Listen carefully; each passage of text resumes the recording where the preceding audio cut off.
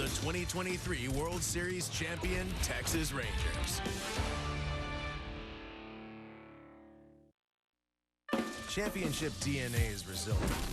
The Rangers opened 2024 knowing several key pieces would be on the mend. As the season progressed, new challenges emerged. But as the obstacles arise, this club elevates their game to meet the moment. Back to the wall! Gone! This weekend, their next opponent bears a familiar face. Ron Washington helms the Halos, but they enter as a beleaguered bunch. Opportunity awaits. The Rangers must find a way to do what they've done so many times this season. It's time to meet the moment. It's what champions do.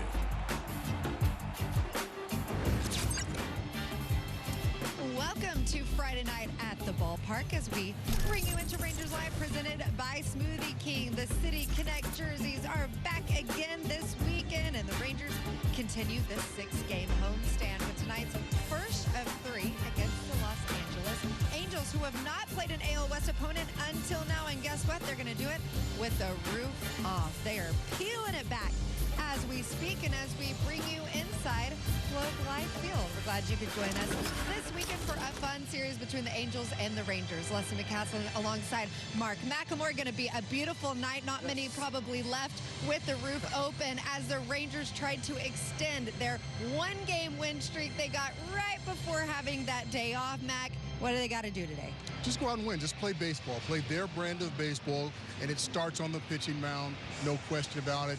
Andrew Heaney going tonight, so he just needs to continue his role. The offense show up, keep swinging the bats. 5 home runs in the last couple of games, so things are looking better. The offense is starting to heat up, and the starting pitching is continuing to pitch well. And hopefully that day off didn't slow them, but just gave them some rest after a great game on Wednesday. All right, let's take a look at what is happening on this Friday fun day. Washington faces Texas for the first time as manager as we welcome Wash back into Arlington. Carter is available tonight. Evan Carter, hello, not in the starting lineup, but available. And then Andrew Heaney. Can he make the Rangers history tonight? How do you ask? Well, guess what? That's what we're here to tell you as we take a look at our Baylor Scott and White Health blueprint to success. The most consecutive innings without a walk in team history. He goes 5 tonight. He will hold the record right there at 28. Derek Holland right now in the lead with 32 2/3. So Andrew Heaney has done really well lately, not walking anybody, more command with his fastball, his slider, as Bochy talked about before the game. 0-4 for this team, but he deserves a win. What's he been doing well? Throwing consistent strikes, that's it. And not giving up walks, obviously, with the 28 innings plus without walking a batter. But the quality strikes, throwing his fastball at the top of the zone. You see it right there, getting strikeouts and getting ground balls when he needs them to turn a double play. His 0-4 record, for me, and I'm sure everybody else in this Rangers organization, doesn't really matter. He's pitched much better than that. You look and see what he's done. He just really hasn't had a whole lot of run support. So hopefully that will change tonight. But his job is to go out there again and keep the team close, pitch well. Now, if he walks somebody, no big deal. But one thing that I really like that Heaney's been doing is if somebody gets on, a couple of guys may get on, a hit here, a hit there, he can pitch with traffic. And that's huge because it doesn't matter who you are. You're going to have somebody on base the majority of your at-bats, or the majority of your starts. So you have to be able to pitch with traffic, and Heaney's done a good job of that, a really good job of that with the traffic that he's had.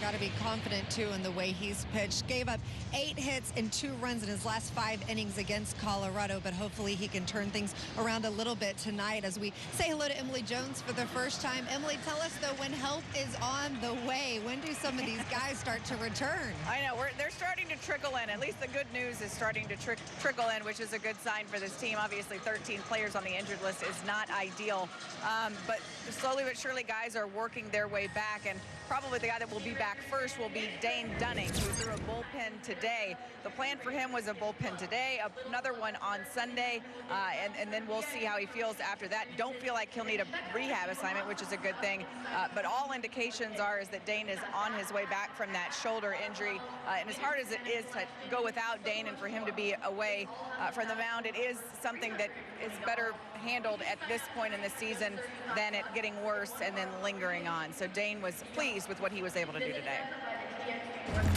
Went really well. It felt really good. It was consistent through my delivery. Extension was really well. Overall, it was a really good day. Boch has shared that he doesn't think you're going to need a rehab assignment. How comfortable are you with that? I mean, I agree with that. I'm comfortable with that. You know, I'm just excited to get back out there. How hard has it been to not be out there? It sucks a lot. I mean, I just a part of me, like, I know, like when you go on the IL, like, obviously it sucks, and you go on it for a reason. Like, you do it for the betterment of your health and the team, but it's just like at the same time, I feel like I'm letting my team down at times. But no, I mean, I'm excited to get back out there and, you know, hopefully put a lot of good starts together.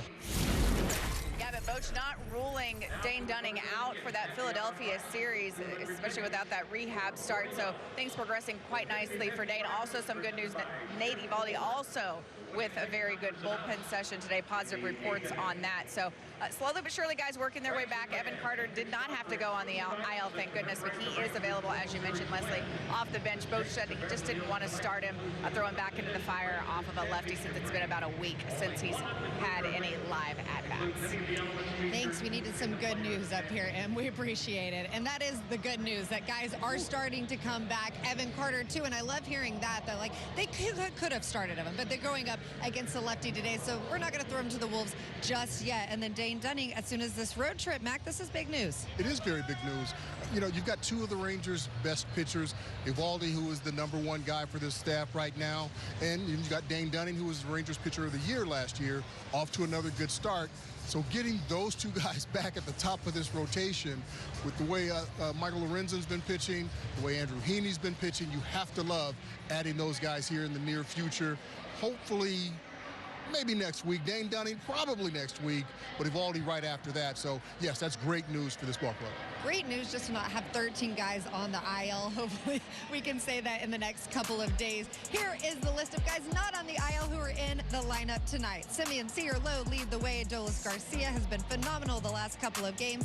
Zeke in left field, Josh at third, and Robbie Grossman is the DH tonight. And again, Evan Carter is available, though he's not playing. Okay, let's talk about Adolis Garcia and the fact that you called it. He's hit a couple of home runs out of the park. I hope you're calling it again tonight. I'm calling it again because all right, put it in there. I think he's ready to go on a tear right now. He had a stretch there, 58 at bats where he did hit a home run. And I think his swing might have gotten a little bit too big, but there was an at bat in Colorado on that getaway day on Sunday. Second baseman was playing up the middle, runner at second base. He hit the ball to right field, an RBI single to right. I think that got him back to where he needed to be. And yes, sometimes it can take one at bat, and most times it can take one at bat. So you look at what he's been able to do, especially here at home. The most home runs in a single venue since 2021. Adolis leads the way with 70. When this guy gets hot, man, he can put a team on his back, and I think he's about ready to do that, especially the way he's been swinging the last couple of days. All right, roof's off, Adolis. I don't know if you hear us, but we're calling another one for you. Your third home run in 3 games. How about it tonight as the Rangers take on the Angels? And, of course, a familiar face in Ron Washington, who is back as the manager of the Angels in his first season. We'll hear from him coming up because that's the... It's time for MLB Pitch, Hit, and Run, the official youth skills competition of Major League Baseball.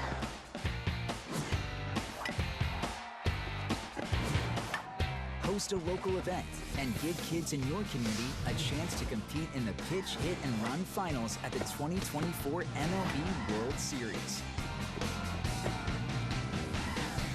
Sign up for free at pitchhitrun.com. Can't recall another baseball game where emotions ran so high. There it is! Fly ball to deep right field. It's out of here! It's gonna go! What a play by Aaron Judge! Experience game-to-game coverage of the night's biggest moments, live and commercial-free. MLB Network Strike Zone, Wednesday and Friday nights all season. Christopher Russo is the Mad Dog. Things are shaping up as far as 2024 is concerned. And the only thing he loves more than baseball is talking about it. It's a fun time of the year. Watch High Heat on MLB Network.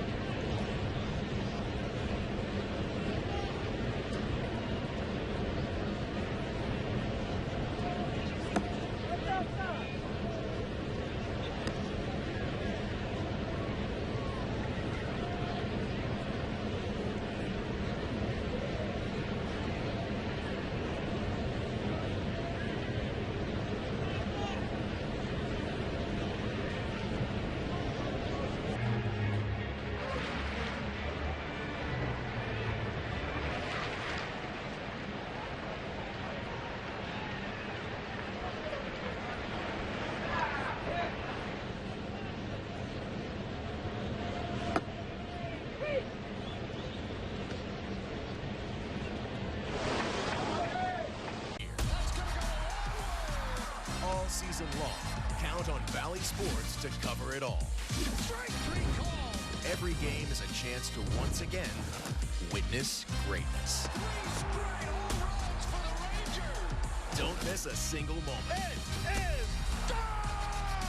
Watch the Rangers on Valley Sports and take them with you with the Valley Sports app. The Rangers take a swing at the Angels tonight on Valley Sports. Well, before 2023, what were the best years for the Rangers? Those right there, 2010 and 2011 when they won the AL pennants. And of course, they had Ron Washington, who led the way back then, who is back in the house tonight. Welcome back, Wash, with the Angels in his first season as the managers. Here, he had a 52% winning percentage in 8 seasons, won those consecutive AL pennants. In his first season as the Angels manager, 16 and 28, they have a lot of injuries as well. But even though he's new to this ballpark, he has a lot of memories here in Arlington. The biggest memory that floats back is watching those guys grow and become champions. That's the biggest memory. And the biggest memory of it all, when I had my issue in 2010, and I was talking to the team, and Michael Young stood up and said, "Skip, I got your back." And from that point, we started rolling. So I just was enjoying watching those guys grow and play the game the way we love to play the game. And it was them, it wasn't me. But that's what I enjoyed the most. Boach said you and him ran into each other earlier today. What's it like to be managing against Boach? And what's your reaction? It's tough to manage against Boach. Every time I had an opportunity to be in a must-win game against Boach, it didn't work in my favor. No, but I just love talking to him because he brings a lot of wisdom, a lot of intelligence, credibility. He's such a great baseball man, and he's always willing to share. That's what I love the most about him.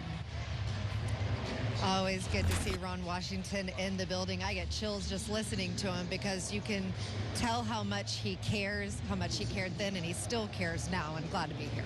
He really does. I'll tell you what, this guy, I've known him, God, I don't know, my entire time in professional baseball, to 40 years. He has an infectious personality. He is a baseball man through and through. He absolutely loves this game of baseball. He loves the kids that he's teaching or managing. You can't help but when he walks in a room, you can't help but to smile and laugh and tell stories and listen to him. So for him to have another opportunity to managing this Angels ball club, I'm happy for him. Except for these next 3 days, obviously. We want the Rangers to do well. But man, he has so many memories, so many fond memories of taking his team to 2 back-to-back World Series. Okay, they didn't win, but there are a handful of managers that have been to 1 World Series, let alone 2, and then back-to-back. So he's definitely one of them, one of the best people I know. And you just learn so much from being around him. I know I did in my small time as a reporter here.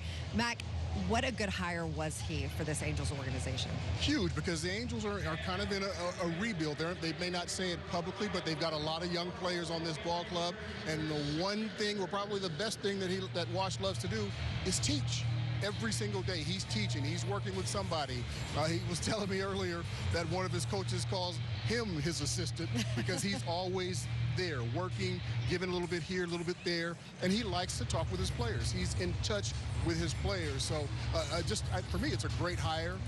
You need someone like that can teach the game to some of the younger kids that are getting to the big leagues. And maybe just what they need with Ohtani moving on, and obviously them having some injuries, just like the Rangers, because they are 7-18, and their last 25, that is worst in the majors. 13 players on the IL, almost makes $100 million on their payroll. Of course, Mike Trout is a big part of that, who's been out since April 30th with a torn meniscus. Mike Trout, one of the best players to play baseball, but he just can't stay healthy. He's missed 264 games since 2021, Mac. It's really so disappointing, I'm sure even more so for him. There's no timeline right now for his return. That's got to affect this team. It really does. I mean, especially once Ohtani left, you pretty much had, Mike Trout and Anthony Rendon, who really hasn't played since he signed with the Angels. But you got both of those guys out. So Mike Trout being out, it's tough for me because I am a 100% Mike Trout fan.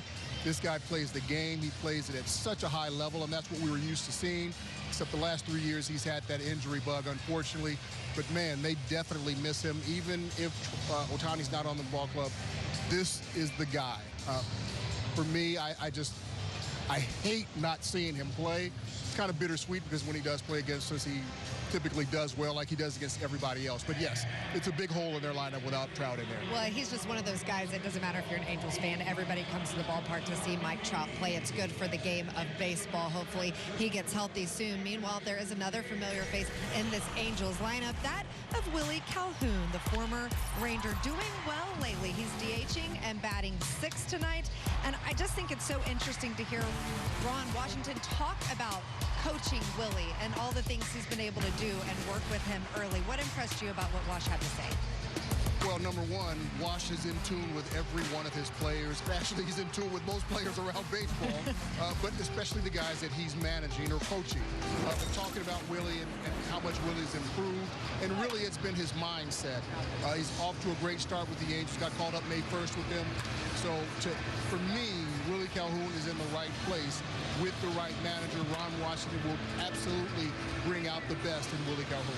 There are a few managers, coaches, and all pro sports that can really tell you what you need to hear without being afraid. And Ron Washington, Bruce Bochy, they are both those guys. Listening to Wash earlier talking about how Willie Calhoun needed to listen, and he hadn't listened before, and how much that has changed. How much does it impress you that Washington still has those guys' ears and is able to say some of the hard things that maybe they don't want to hear? Well, for me, since I've known him so long, it's expected. I don't expect anything else from Wash. I don't expect him to sugarcoat anything. He's going to let everybody know exactly what's going on. Okay, hey, you didn't get this job done, or here's what you need to do. You need to listen. You need to work. You need to, whatever it is that needs to be said, he's going to tell you the truth. He's going to be honest. He's definitely going to be upfront about it. It's not something that, he's going to put you down or try to embarrass you. He's telling you whatever it is that he's saying to try and help you be a better ball player and, in turn, help the ball club. So I don't expect anything else from him, and I'm sure by now everybody that's on that Angels roster, they know who Ron Washington is. Well, if nothing else, you're going to see two amazing managers go head-to-head tonight, and Bruce Bochy and Ron Washington, both who had a very soft spot in the heart of Rangers fans. Meanwhile, Andrew Heaney is on the mound looking for his first win and for some more run support. Can they get behind him? We'll preview his. Kyle Tucker is doing it at the major league level. Yeah. Seems like every game we're impressed by him a little bit more. Deep to right field, it's gone! King Tuck! Talk about his defense, which is elite. He leads, and he caught it! Tuck out there protecting the kingdom. Kyle Tucker has been the man. Bat flips for days. Watch this one. Hey, boys, this is what I do. All hail King Tuck!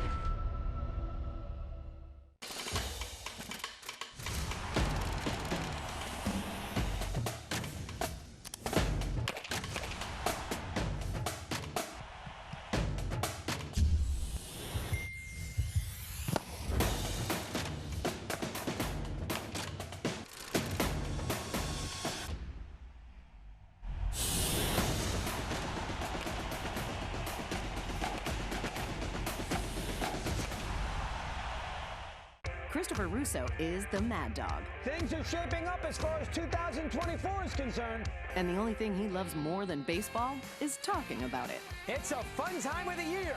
Watch High Heat on MLB Network.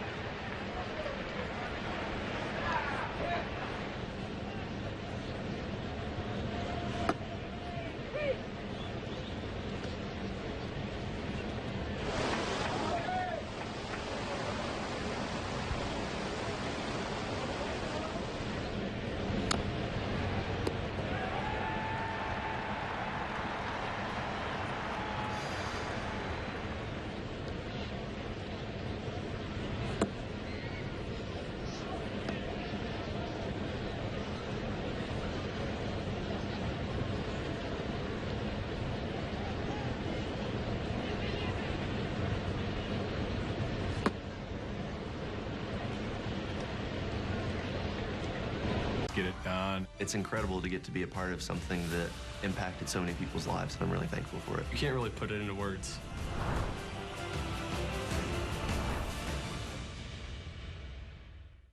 Never miss a moment of Rangers baseball. Stream Rangers baseball by logging in with your TV provider on the Bally Sports app. Welcome back to Rangers Live, presented by Frontier. That is a look at Tyler Anderson, who is on the mound for the Halos tonight. And another lefty facing this Rangers lineup as we take a look at the series probables. Anderson tonight against Heaney. Urania tomorrow will face Patrick Sandoval. And then Jose Soriano on Sunday against Michael Lorenzen. But the thing to note there out of our Whataburger pitching matchup is that there are two lefties going to face this ball club this weekend. Mac, why is that?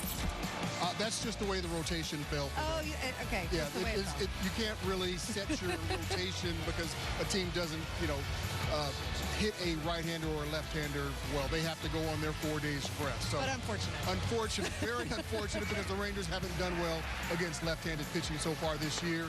Gomber, Lynch, Block, they all dominated the Rangers and shut down their offense. So they have to figure out a way to score some runs against the left-hander tonight and tomorrow. But tonight, that's the one they really have to worry about, Tyler Anderson, because that's who they're facing tonight. Why is Anderson in particular so tricky? He's going to be a little bit difficult for the Rangers because they're a fastball hitting team, and Tyler Anderson has the lowest fastball average mile per hour wise in Major League Baseball. He's at around 88.9 or 89 miles an hour. So the Rangers like the fastball. They have to adjust to Tyler Anderson's slower pitches. So you're looking at the fastball at 89. Everything else is slower than that. So it's going to be difficult for them to stay back. Hopefully they can get it. He makes some mistakes and just leaves the ball up in the zone. If he does that, then the Rangers should have a good night. So one of the challenges that this Rangers lineup faces tonight as we take a look at our Gateway Buick GMC keys to the game. Mac, what else do we need to see? Let's go. We got to use it again. Number one, you got to get right against these lefties. You have to take care of lefties because you're going to face a lot of them throughout the course of the year. And yes, later on in the year, teams may be able to, especially going into postseason, they may be able to set that rotation up for left-handers to face the Rangers. So that's number one. Number two, we got to fly into the Angels bullpen. You like how I did that? Angels fly, bullpen, get in there. They've got the worst bullpen in Major League Baseball, so they definitely need to get Anderson out of the game as quickly as possible. And we will see Evan Carter. That's another prediction for me. And then the last one, we got to get Heaney some runs. They haven't scored a lot of runs for him, just a couple of runs in his last 3 starts. So let's go ahead and get 3 of them in the first inning. That's what I'm calling for. 2 runs in his last 3 starts. Do you think the other guys are aware of that? Absolutely, 100%. Everybody on the team knows, okay, we haven't scored for him. Let's try and get some runs. They're not going to press to do it.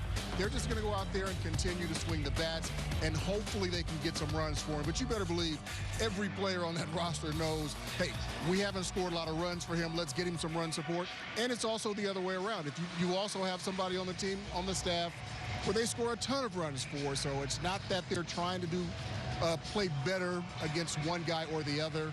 So hopefully tonight, Heaney will be the recipient of about 7 or 8 runs. Well, and there are guys like Jonah Heim and Corey Seager who have had success against Anderson, and you know that they remember that as well. So hopefully those guys can step up here tonight. When you've had success, it sticks in the back of your mind, right? Oh, no question. It's not in the back of your mind. It's at the forefront. It's right there. When you have success, you remember the feel. You want to go out there and you want to duplicate that. Dolis Garcia, 34 RBI this season, tied for 2nd in the American League. Mac put in the call earlier. He's had 2 home runs in 2 games. Hopefully he can build on that tonight as the Rangers look to build a winning streak after winning their last game on Wednesday. All right, Dave Raymond, Mike Bassick, Emily Jones have the call next. Mark McLemore and myself will be here with more action. It is here, ladies and gentlemen. The boys of summer are back. Baseball is just seconds away. And a high fly ball to deep right field. Corey Seager, all eyes on him. He's ready to go. He's aggressive. Here's a dude that swings 52% of the time on first pitches. Corey Seager smashes a ball. The ability to be able to come together and compete every night. You know, that's what it's all about at this point for me. Corey Seager does it again. This guy is doing it all. He's hitting bombs all the time.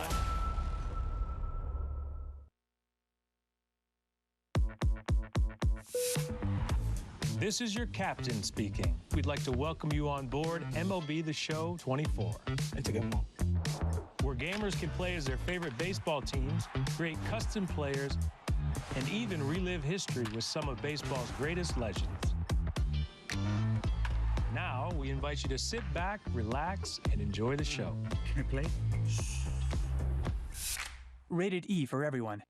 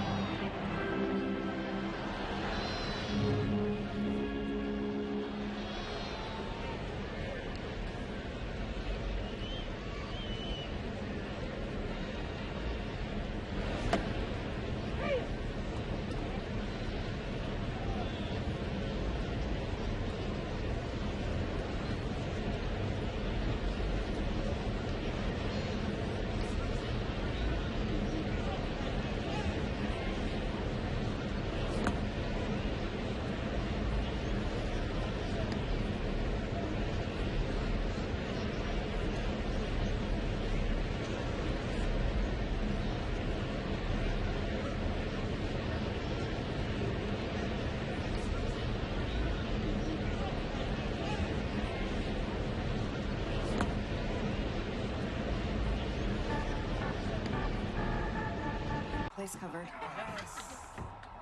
What? Who's with the kids? I don't know. Oh, don't worry. I'm streaming the security cameras. I've given up on trying to get rid of batting average. There's no beating it. Brian Kenny's always thinking about baseball, and he's fired up for 2024. These are the standards by which major leaguers are measured. Watch the show for the thinking fan. MLB Now on MLB Network. You're watching Valley Sports, home of the 2023 World Series champion Texas Rangers. Championship DNA is resilient.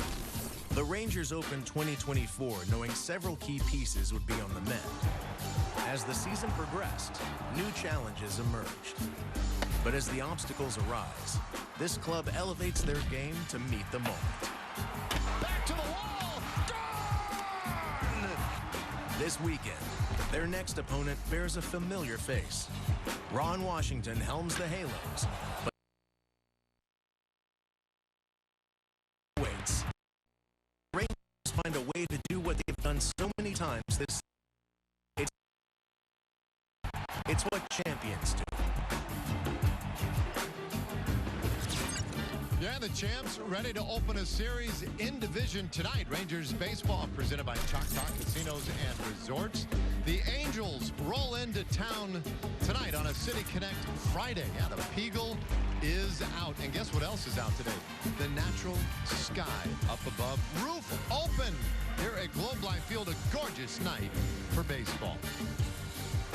All right, welcome in, everybody. It's great to be with you this evening. I'm Dave Raymond with Mike Bassick, and this will be fun tonight. Our first look at the Angels this year, a struggling team, no doubt. We'll get to that in a minute.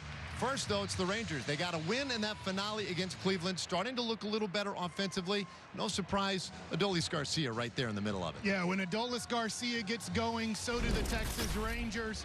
And luckily, against Cleveland, he got going in Game 2 with a home run. He followed it up with another big 2-run homer in Game 3 of the series to get the Rangers on the board with a W.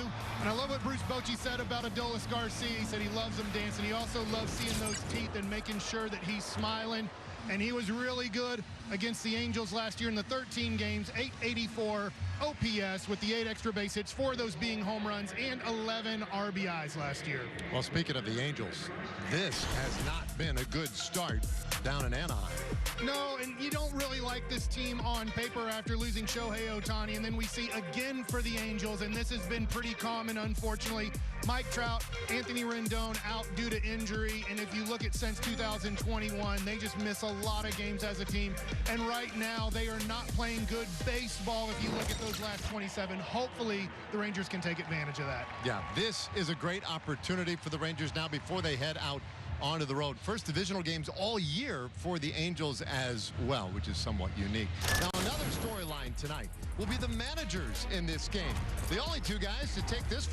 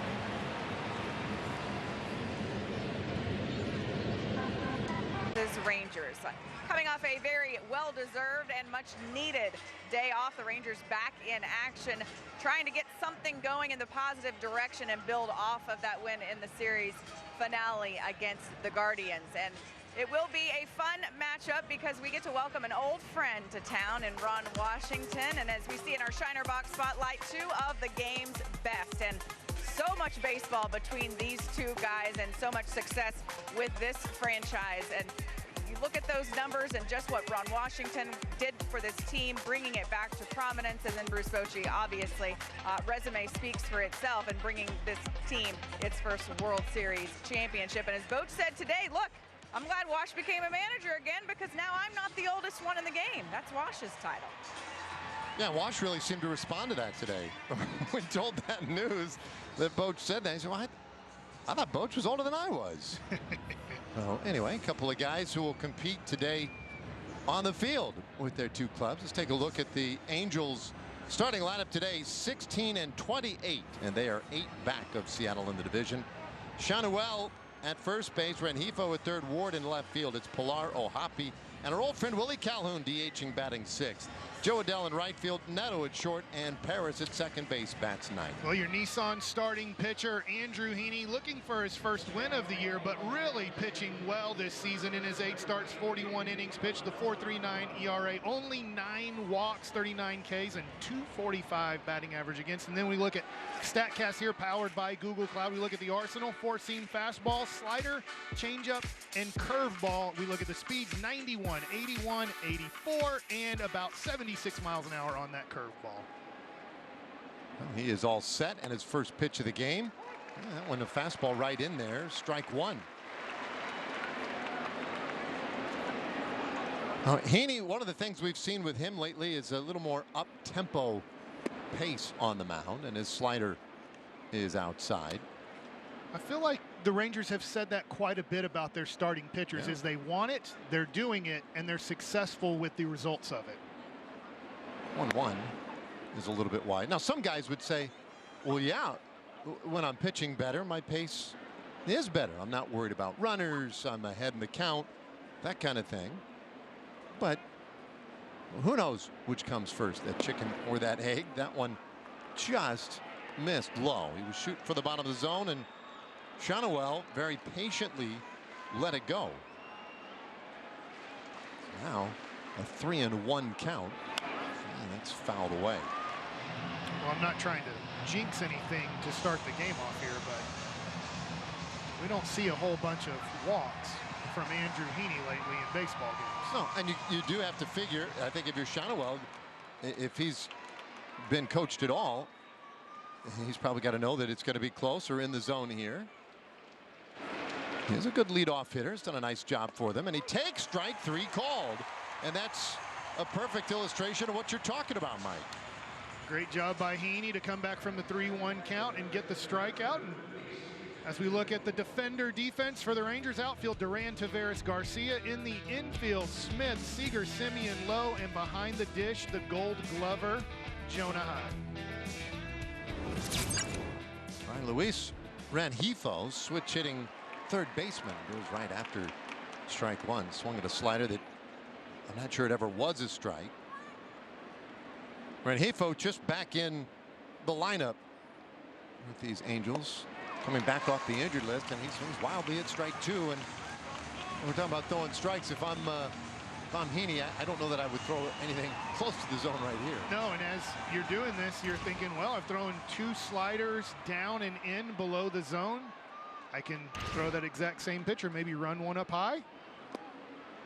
This time Rengifo takes. You see the positive feedback from Heaney, giving him the head shake. Good job. That's a good 0-2 pitch on the plate below the zone.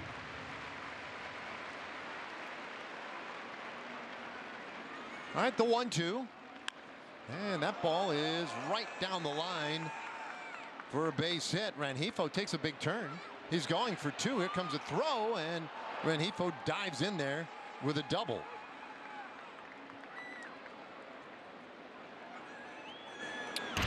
Well, Heaney doesn't get the ball as inside as he wants right here. It gets almost there. And you got to give Rengifo credit with 2 strikes there. 1-2 count, gets the first fastball of the at-bat and was able to hit it hard down the third baseline and get a double. Duran did his best job here to get the ball in. Perfect throw, probably gets him.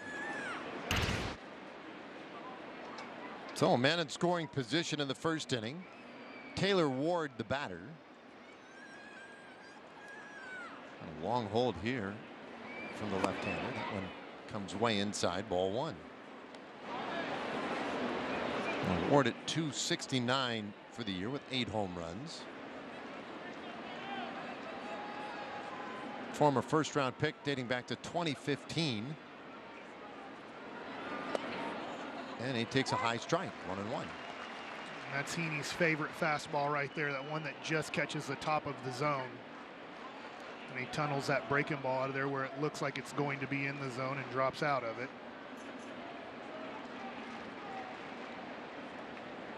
Again, a look at Rengifo, the 1-1 pitch, and that's hit hard out to center field, but Taveras able to get to it, throws it back into second, and Rengifo just got back in there.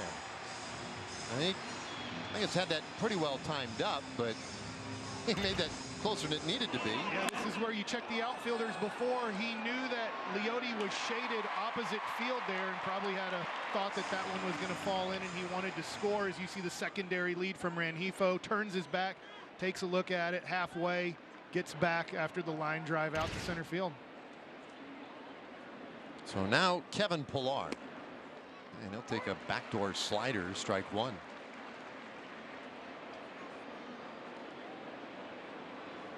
Pretty good season for Pillar in this 27 games there. Surprisingly, he's usually a defensive. We think of defense first with Pillar. And this is in the air, short center. Actually carrying well out there to medium deep center field, and Pillar is put away. The final out of the. If we weren't proud of the craftsmanship and level of detail that go into every pair of Warby Parker glasses, well, we probably wouldn't show you how they're made, including this part, which is our favorite. Wow. And this is also great. Each pair comes standard with lenses that are scratch resistant, anti-reflective, and UV protective. Try 5 pairs for free at warbyparker.com.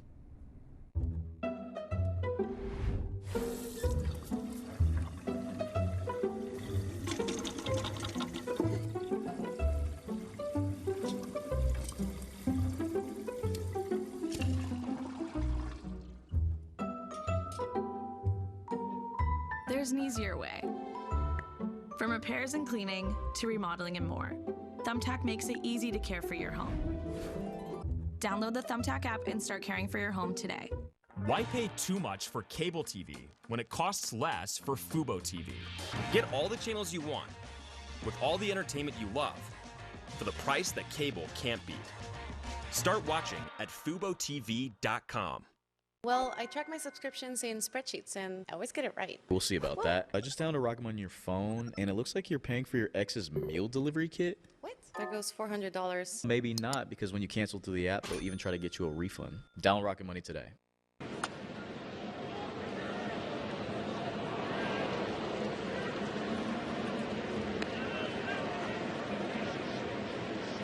Good job by Heaney in the top of the first inning, a scoreless top of the first for the Angels. Now, here come the Rangers, our rally house. Rangers batting order, 23 wins, 22 losses. They're a game and a half back of Seattle. Semien, Seager, Nathaniel Lowe at the top of the order. Garcia in right field. Heim catches today. Robbie Grossman will DH and bat sixth.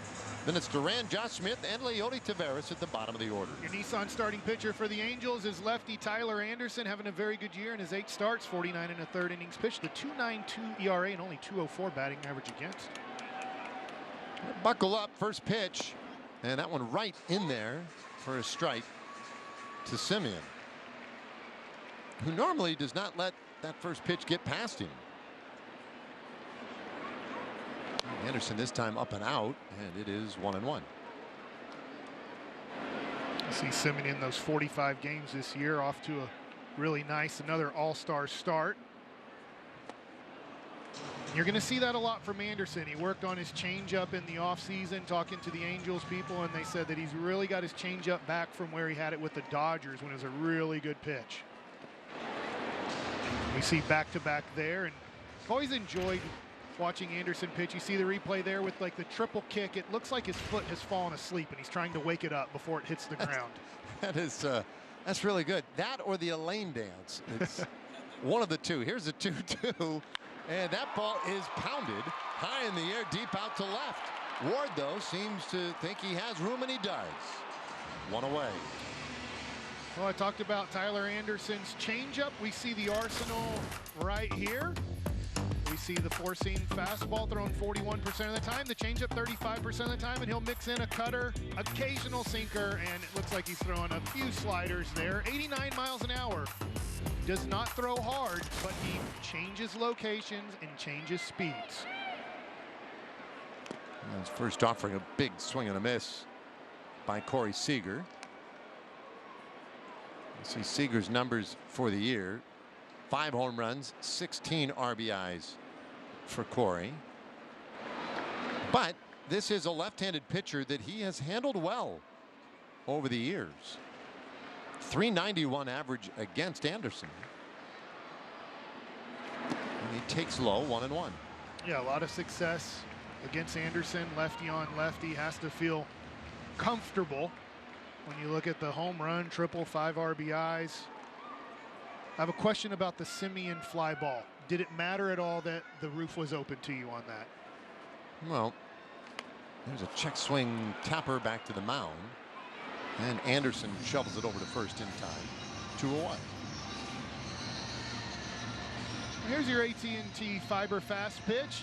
We see this is more the slowest pitch right here instead of your fast pitch. Tyler Anderson does throw the slowest, but if you look at the guy right behind him at 89.9, we saw Gomber in Denver give the Rangers a lot of issues.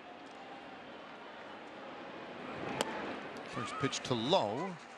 Right there at the top of the strike zone. 0-1. Lowe hitting .299. Couple of home runs. We'll take another strike. 0-2. I don't know about the roof. Whether or not I think that had any real measurable effect on that ball. Well, I guess by those numbers it would only help. Okay. 1-2. Now you ask, and I try to provide a little, just a little extra information there. Looks like you might have gotten an extra couple of feet. Yeah, I would guess it's carrying about 6 feet further to right field.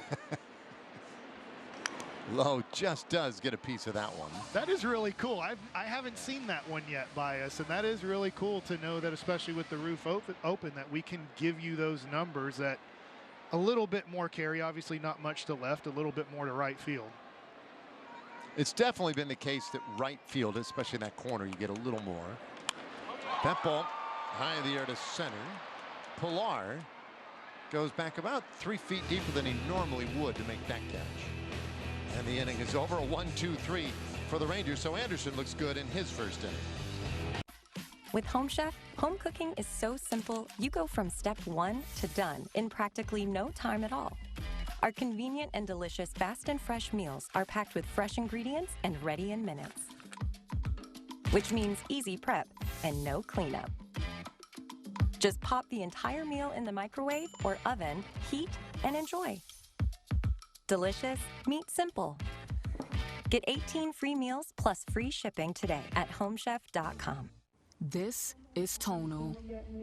Strength training powered by AI. So while you get stronger, Tonal gets smarter. Every rep analyzed. Your workout optimized. This is personal. This is Tonal. If lawn care were easy, everyone would do it. As well as True Green does it. In just 3 easy steps, True Green's online tools help customize a treatment plan for you. Our science-driven expertise ensures your custom nutrient-rich treatment works to deliver a greener, healthier lawn. And it's all backed by the True Green Guarantee. Our experts will make sure you're happy with your lawn. Guaranteed. It's time to trust your experts at True Green. Go online to get 50% off your first application. Basketball fans from all over the United States have won over $1 billion. Visit UnderdogFantasy.com and sign up with promo code POSTER to claim your player's special and deposit offer. Underdog Fantasy, calling all dogs. Remember, Dad, we've got Greenlight Infinity. You can see my location in real time. But good news is Dane Dunning threw a successful bullpen today, said he felt great afterward. He'll do another one on Sunday, and Bruce Bochy did not rule out the idea of Dane pitching in that series against the Philadelphia Phillies, and he will not have a rehab assignment. That is, of course, unless something unforeseen happens, but right now they feel like that's the plan moving forward. Also, another bit of encouraging news, Nate Eovaldi also threw a successful bullpen today, guys. Yeah, that's huge. Getting one or either of them back will be a big lift for this team. The base hit by Ohapi starts his second inning. Yeah, you need kind of that extra starter right now since Jack Leiter got sent back down to AAA. And I'll say this, what Eovaldi and Dunning are wearing right there, that's some of my favorite gear that the Rangers have. The short sleeve hoodie? Yes, love it. In the either you can have the TX across it or the Peagle. I love that look. It's one of my favorite things that the Rangers have. Yeah, those are pretty cool. You need to get to the team shop. Let's go. They had last year. I remember those sold out. Those so were. You were a little late to the. Yeah, I was late to the party. Yeah. 1-0 to Willie Calhoun, and he chops this one foul. Ball and a strike to the former Ranger. Calhoun DHing today. How about the start for old Willie? .319 average. Getting on base 34% of the time. Oh, a nice start for Calhoun. And Heaney delivers right down the middle. Strike 2. I didn't get to know Willie Calhoun too well here, just a little bit, but I can tell he's a good person because there's so many people over the last 2 or 3 years when Willie makes it back up to the big leagues or having success this year have said they're so happy for him. Yeah. 1-2 on the way. And he taps this one toward first base. Lowe has it. He's going to wait and then said, "Ah, the heck with it." Just get down to the bag and beat him there. And that's the first out of the inning. O'Hoppe moves to second base. And we'll slide over for Choctaw Casinos and Resorts. Fun, games, relaxation, or excitement. We've got all your bases covered at Choctaw Casinos and Resorts. So Hoppe out there at second. Here's Joe Adell. Oh, Hoppe, I should say. And the first pitch to him is taken high for ball 1. Joe Adell, formerly a very highly thought of prospect, now 25 years old. And he came up as a 21-year-old back in 2020. And that was some pretty rough sledding. That was a weird year. I mean, you talk about getting rushed to the big leagues. What kind of effect could that have? Okay, well, you know, we'll see. But then add on top of that the fact that it was that COVID season, which was so odd, and it just did not work well for Adell. 2-1. He definitely wasn't ready for the major leagues offensively or defensively. A lot of talent, and then we see it can take time. 25 years old, you saw the OPS. It's early in the year still, but over 800. We're starting to see the talent play out in the major leagues. At 25 is still a very young age in Major League Baseball. 2-2 now. Just for example, I think if I have this right, Aaron Judge didn't make the major leagues till he was 25 years old. So just to give, sometimes guys do make it at 20, 21. Right now you have Evan Carter at 20 last year, 21 this year. It doesn't mean Joe Adell isn't going to reach his potential. It just didn't happen between the ages of 21 and 24. Now Heaney will look back at second. O'Hoppe scrambles back. Adell slugging over 500 coming into play here today. That's part of what they think he'll bring is good power. He takes inside, full count. We've also this year the Angels have seen a pretty dramatic decrease in that strikeout rate. So he's off to the best start of his young big league career. 7 homers and 18 RBIs. 3-2 pitch. And that's fouled away. I wonder for a guy like Adell, who also young guy trying to prove himself, but had a lot of pressure in that when you had Shohei Ohtani and Mike Trout together, it's like, you guys got to make the playoffs. How can you? And now it feels this team is more of, hey, probably not going to make the playoffs. Let's just play baseball. Here's the payoff, and that one just missed. So Adell works the walk. The Angels have a couple of base runners. Well, we haven't seen that from Heaney in a while right there. That was a really good run for Andrew Heaney without allowing a free base runner. And that one's not the worst walk right there. When you look at the situation here, you put the double play in order. And pitch 2 right now, a lesser hitter than what we just went over with Adell slugging, his OPS. This is a more favorable matchup. First walk this month allowed by Heaney. Here's Neto, and he'll take a little bit in. How about this? We talk about consecutive innings without a walk. 29 1/3. Only Derek Holland has put together a longer stretch in Rangers history without walking a batter. 1-0. There's a strike on Neto. That's a pretty cool list there with 2 Hall of Famers there, Gaylord Perry and Ferguson Jenkins. Neto has hit into 4 double plays this year. And he swings through strike 2. Thing is, Heaney's a little more of a fly ball pitcher. Yeah. But one never knows. Well, if you can get Neto to swing at sliders below the zone, that's a tough pitch to get up in the air. So that could definitely be a ground ball the defense can work with to try to turn 2.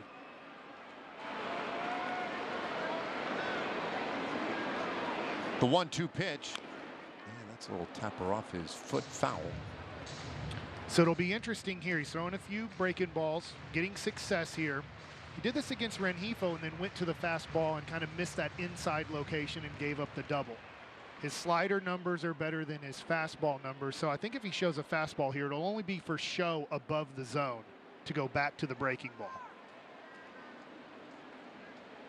With the 1-2.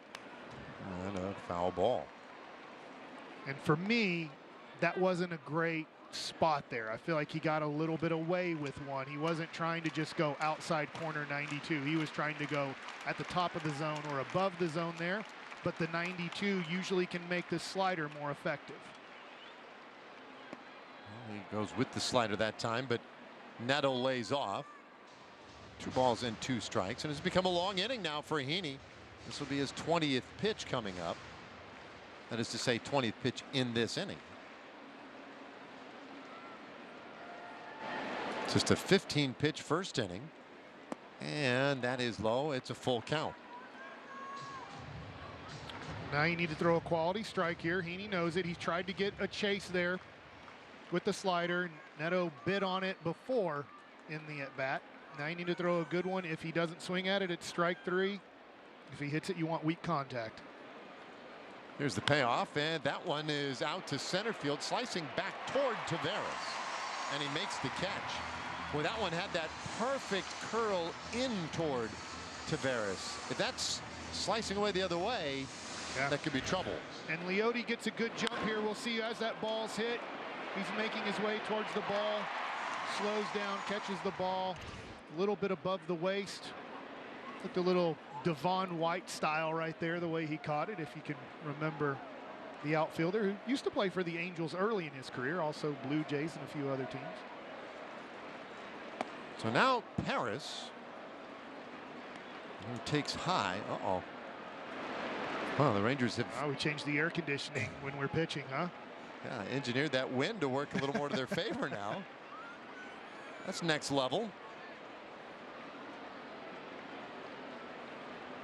Here's the 1-0. That's right in there.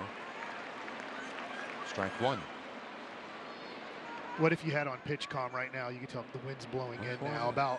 It's going to give you about a good 5 feet where it doesn't carry to the left field area. Challenge him.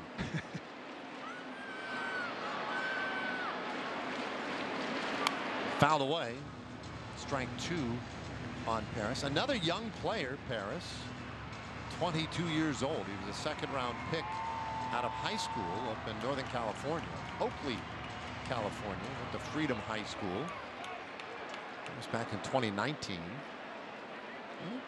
Got up last year, played 15 games in September. Here's the 1-2, and he takes very high.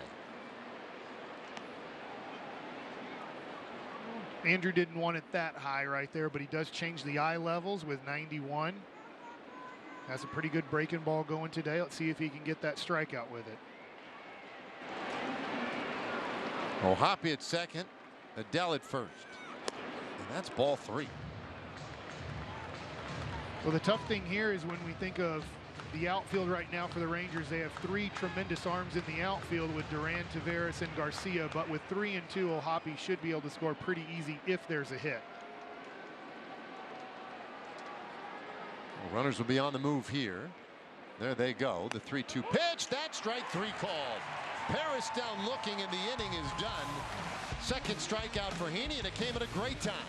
Played an inning and a half. Christopher Russo is the Mad Dog. Things are shaping up as far as 2024 is concerned. And the only thing he loves more than baseball is talking about it. It's a fun time of the year. Watch High Heat on MLB Network. Performance. He is locked in. Passion. There's nobody more important than him. Teamwork. Working together is key. Get inside the game with MLB Tonight. Blanco does it! Throws a no-hitter! Bringing you breakdowns, highlights, and live look-ins to the big moments as they happen. But that was the MVP of the game right there. MLB Tonight. Inside the game all season long. Boom! And how fun is this show? Only on MLB Network.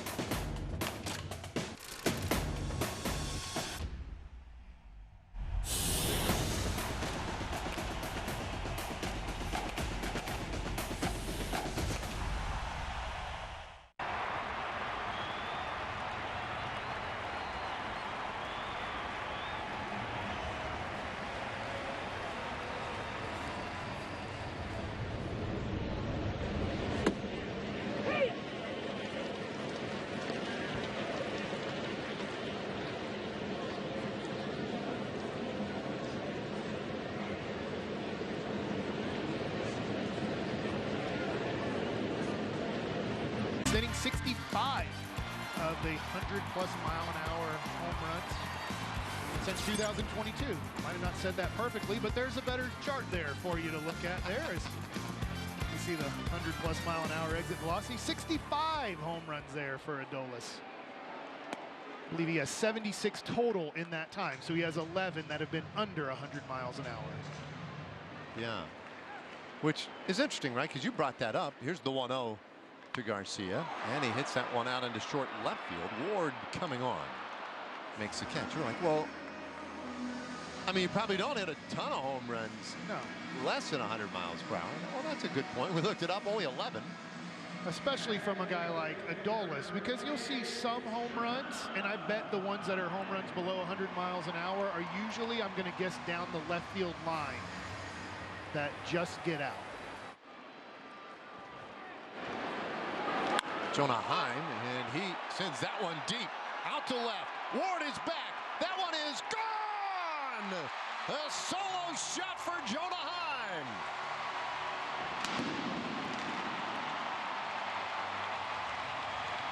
Fifth of the year for Jonah, and the Rangers take a 1-0 lead.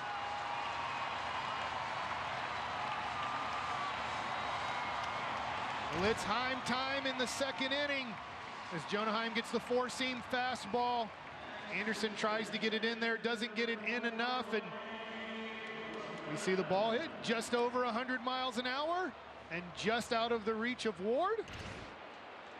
Get the Rangers on the board. Robbie Grossman now, and he will take ball one. 38 hits now as a catcher, leading the American League for Jonah Heim, and how great must that feel for Andrew Heaney? I feel like I've done most of his starts, and there haven't been many times where he's gone to the mound with the lead late. No, especially this early in a game. 2-0. Grossman takes downstairs. So Jonah with the big fly. The Rangers have that early lead. Grossman just recently acquired, in fact, while we're on that last long road trip. And he takes ball four, a 4-pitch walk, and he is on. And that's what he does. Robbie, he'll give you good at bat. He also gives you a real threat at the right side against left-handed pitching. But he's on now for Duran. And that's why the Rangers picked him up to face left-handed starting pitching. And then for Duran here, you've seen 4 balls. For Grossman, they were somewhat close, but for Zeke, I'm just really hoping that he's thinking, I'm thinking opposite field here. You can see Anderson first pitch changeup. I can't imagine he's going to challenge Duran with an inside fastball for a strike. He might throw inside for show to Duran, but he knows that he's an aggressive hitter, and if Duran's thinking more up the middle opposite field, he can have a successful at bat here. There's a good pitch there. 1-1 on the changeup from Anderson. Zeke at 288.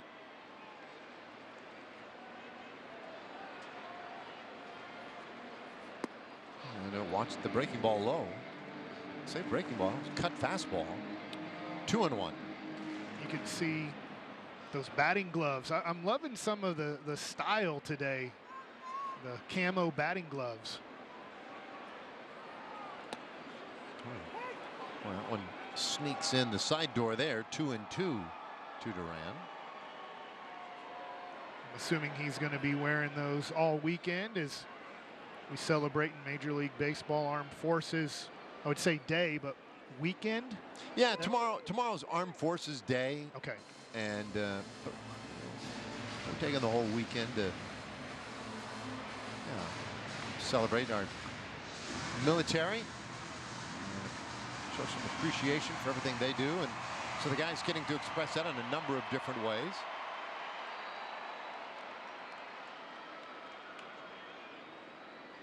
Two-2 pitch, and that's in the air right field. Adele coming in, and he'll make the catch. 2-1. So, Military Appreciation Day tomorrow. Community tickets come with the choice of an Army, Navy, Marine Corps, or Air Force, or even a Coast Guard cap. Sunday, Angels and Rangers only when you buy your tickets at Rangers.com/community nights. There we go. Armed Forces weekend on the bases. Josh Smith, the batter, and he takes outside ball 1. Left-handed hitter in there today, even against this left-handed starter. Smith at 271 now for the year, racking up a lot of extra base hits though. 11 doubles to go with the home runs, and that ball out into right field. That's a base hit. Smith thinking double. He's pedaling for 2, and he's got it. His 12th double of the year.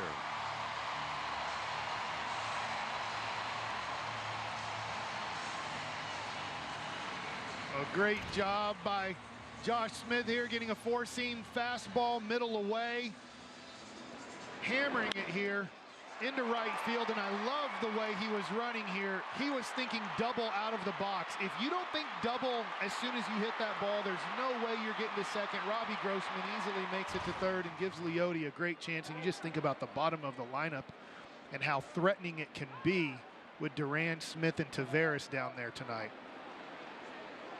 Looks like we're going to have an appeal. Okay, Anderson. This is confusing, right? I think for Anderson, he's like, well, will this be a disengagement? So now he throws over to first, and they appeal, and no. Okay. Smith touched the base. You'd feel like that's a replay thing, right? You can replay if a guy touched a base or not? That's a great question, Mike, and I suppose I should know that. You would think that would be a simple one to be able to challenge. And they went ahead and gave it a shot there, but no. Meanwhile, Taveras has been waiting, and now he swings and misses at a changeup. Really good changeup right there from Anderson, first pitch, and we'll see if Josh Smith, this is the first baseman's job. The first baseman's job is to see if he touches the base. And Robbie Grossman did touch second. We did see that. Yep. You would think with today you don't have to throw 4 pitches for an intentional walk, that you could just say, hey, I don't think he touched first, and they would say, you're right, he's out, or no, we saw him touch it. Taveras in the air right field, and Adele will make the play. The inning is done. The Rangers, though, get that first run of the night. Jonah Heim with a solo home run. It's 1-0.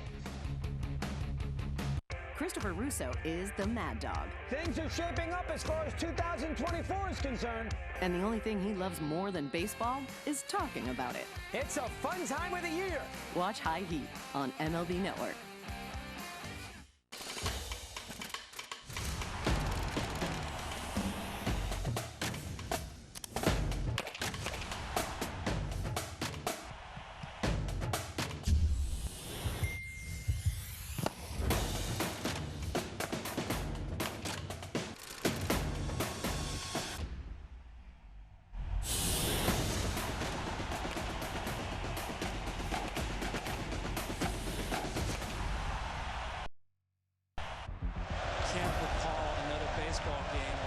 emotions ran so high. There it is! Fly ball to deep right field. It's out of here! It's gonna go! What a play by Aaron Judge! Experience game-to-game coverage of the night's biggest moments, live and commercial-free. MLB Network Strike Zone, Wednesday and Friday nights all season.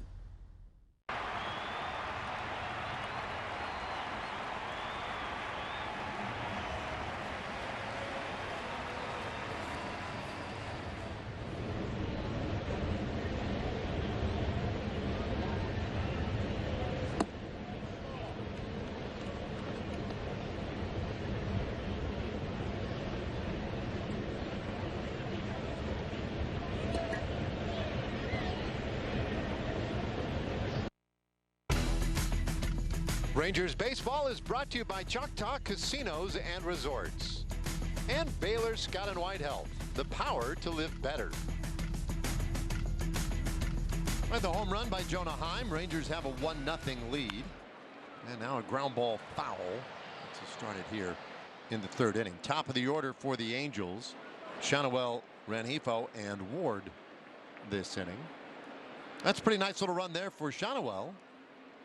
6 hits and 13 at bats. That'll get things going for a guy. So I know he's not on the team anymore, and it's not exactly the same, but when I watch Shanoel hit, he has a little bit of Shohei Ohtani in his approach and swing. Yeah, I like your comp. The way he holds the bat right there, the step out, and that big hip turn. Yeah, and you know, it's interesting throughout time here. Unfortunately, I think a fan got hit by that foul ball there. That nobody's really tried to hit more like this. Well, what do you mean? Well, we see that we've seen all the technology, all the analytics, all the things come into the game, and I think of Ohtani being, I think of Ichiro being really successful, but we don't see really American guys try to hit like that. Strike 3 called, and Shanoel called out on strikes for a second time tonight. Great job by Andrew Heaney with the fastball right here inside and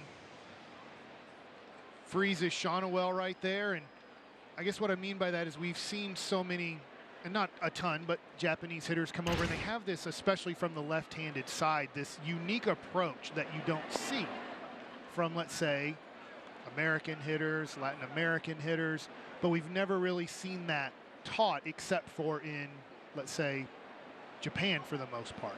Right. So I'm trying to think if, like, Chu didn't really hit that way, right? No, I wouldn't say so. So it's more of a Japanese approach to hitting? Right, where it feels like from the left side, they're falling out toward first. And the idea, it would almost look like put the ball in play, but be a step or two to first base before anybody's figured that out, right? It's like almost like a drag bunt, except with a swing. And yes, Ichiro did that really, really well. And I think part of it is that, I don't know, we're trying to teach guys to swing for the fences all the time. Yeah.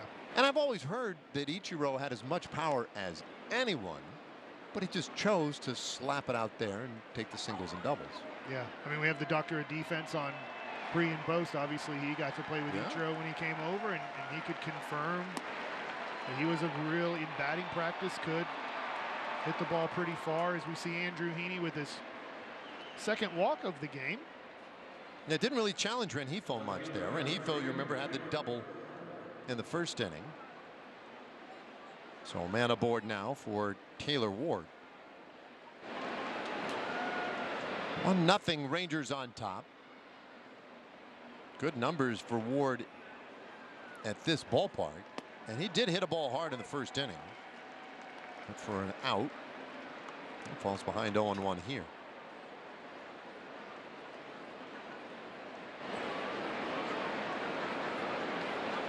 They'll be counting on Ward to provide some power this year for this lineup, especially with the injuries that they've sustained.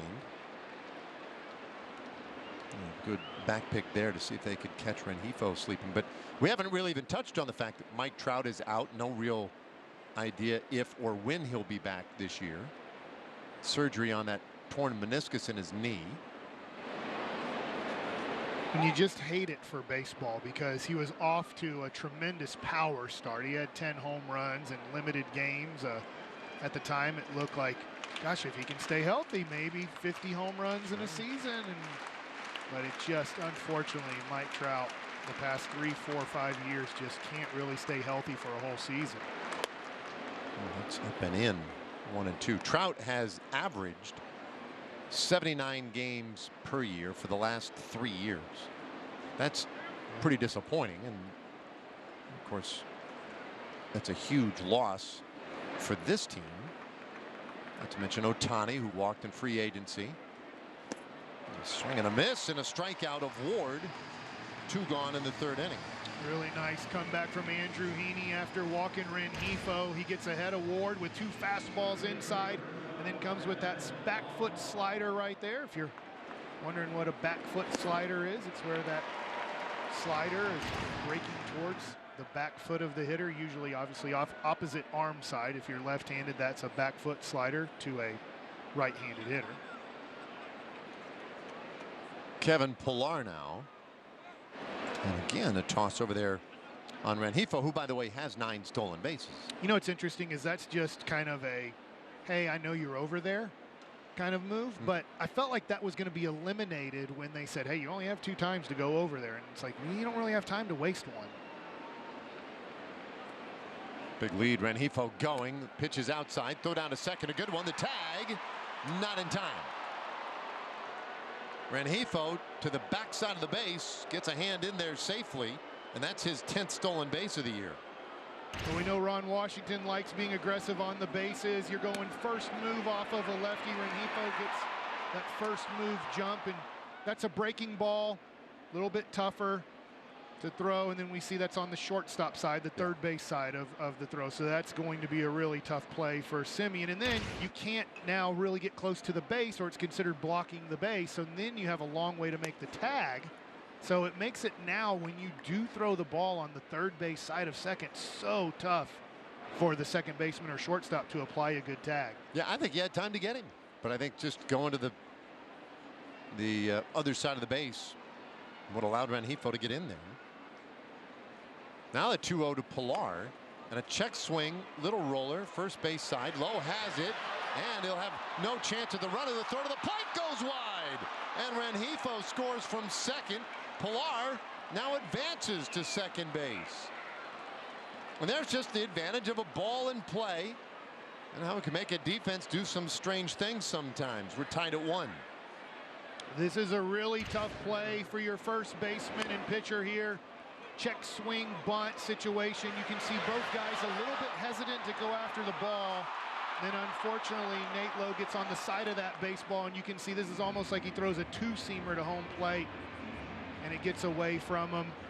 Rengifo would have been out by a good 5 feet if it's an accurate throw at home, and that's just the Angels putting pressure on the defense, and it works out for them. It's a single for Pillar, and then the error on Lowe, that throwing error, allows Rengifo to score and Pillar to go to second base. So I guess what they're saying with that scoring decision is that they were assuming, like you said, that a good throw would have gotten him. I'm not sure that you can assume that, though, in scoring. Yeah, if you're thinking about a throw from the outfield, I know this is obviously a shorter throw. This is more of an 80-foot throw, right, than obviously let's say a 200-foot throw. See, my thing is he was running all the while. There should be an RBI on that for me. They say no RBI and him scoring on the error. So my argument is that there should be an RBI on that. He was running all the way. You can't assume that you're going to throw him out at the plate, even though, like you say, if it's caught, he had him beat, but. Right. But it's not a play you can assume. I'm with you. Obviously, the error is Pillar getting to second base for sure on that. But yeah, I'm with you. I think that should be an RBI if the runner's going aggressive. Running to third now. The throw down to third base is high, and Pillar has his 5th stolen base of the year. Well, if you didn't know who was managing the Angels, now you know. It's Ron Washington, and we saw this from Elvis Andrus and Ian Kinsler for a decade. And we're seeing it here from the Angels. He knows he doesn't have Mike Trout. He doesn't have Shohei Ohtani. And Ron Washington wants his guys to be aggressive on the bases. There's a strike. 1-2 on O'Hoppe. And that's not that big of a deal as a pitcher. That doesn't bug you too much. Pilar's probably going to score on a base hit. It's not absolute, especially with your outfield defense and the great arms you have tonight out there, but that one doesn't bug you too much. Way inside. 2-2. So let's see, this inning, 2 strikeouts, a walk, 2 stolen bases, an infield hit, and an error. And that is how the Angels have managed to somehow conjure a run out of next to nothing.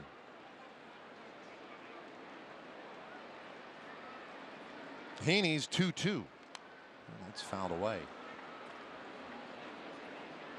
But yeah, that's what you have to do when you're struggling, I guess. Yeah, and for Heaney, you just have to keep your composure. This hasn't been an inning where they've, to your point, beaten you, but they do have a run on the board. You keep your composure, you make a good pitch, and you tip your cap, and you say, all right, your aggressiveness scored a run, but I'm going to keep making good pitches. And that one's outside. He was shooting for that corner, just missed a little wide. I give O'Hoppe the credit there. That was a good 2-2 pitch. O'Hoppe did a great job of laying off of it. There's Pilar at third base. 6th 3-ball count tonight for Heaney. It's on the way. There's a swing and a miss. He strikes out O'Hoppe. And that's his 5th strikeout of the night. He strikes out the side. We head to the bottom of the 3rd inning. 1-1.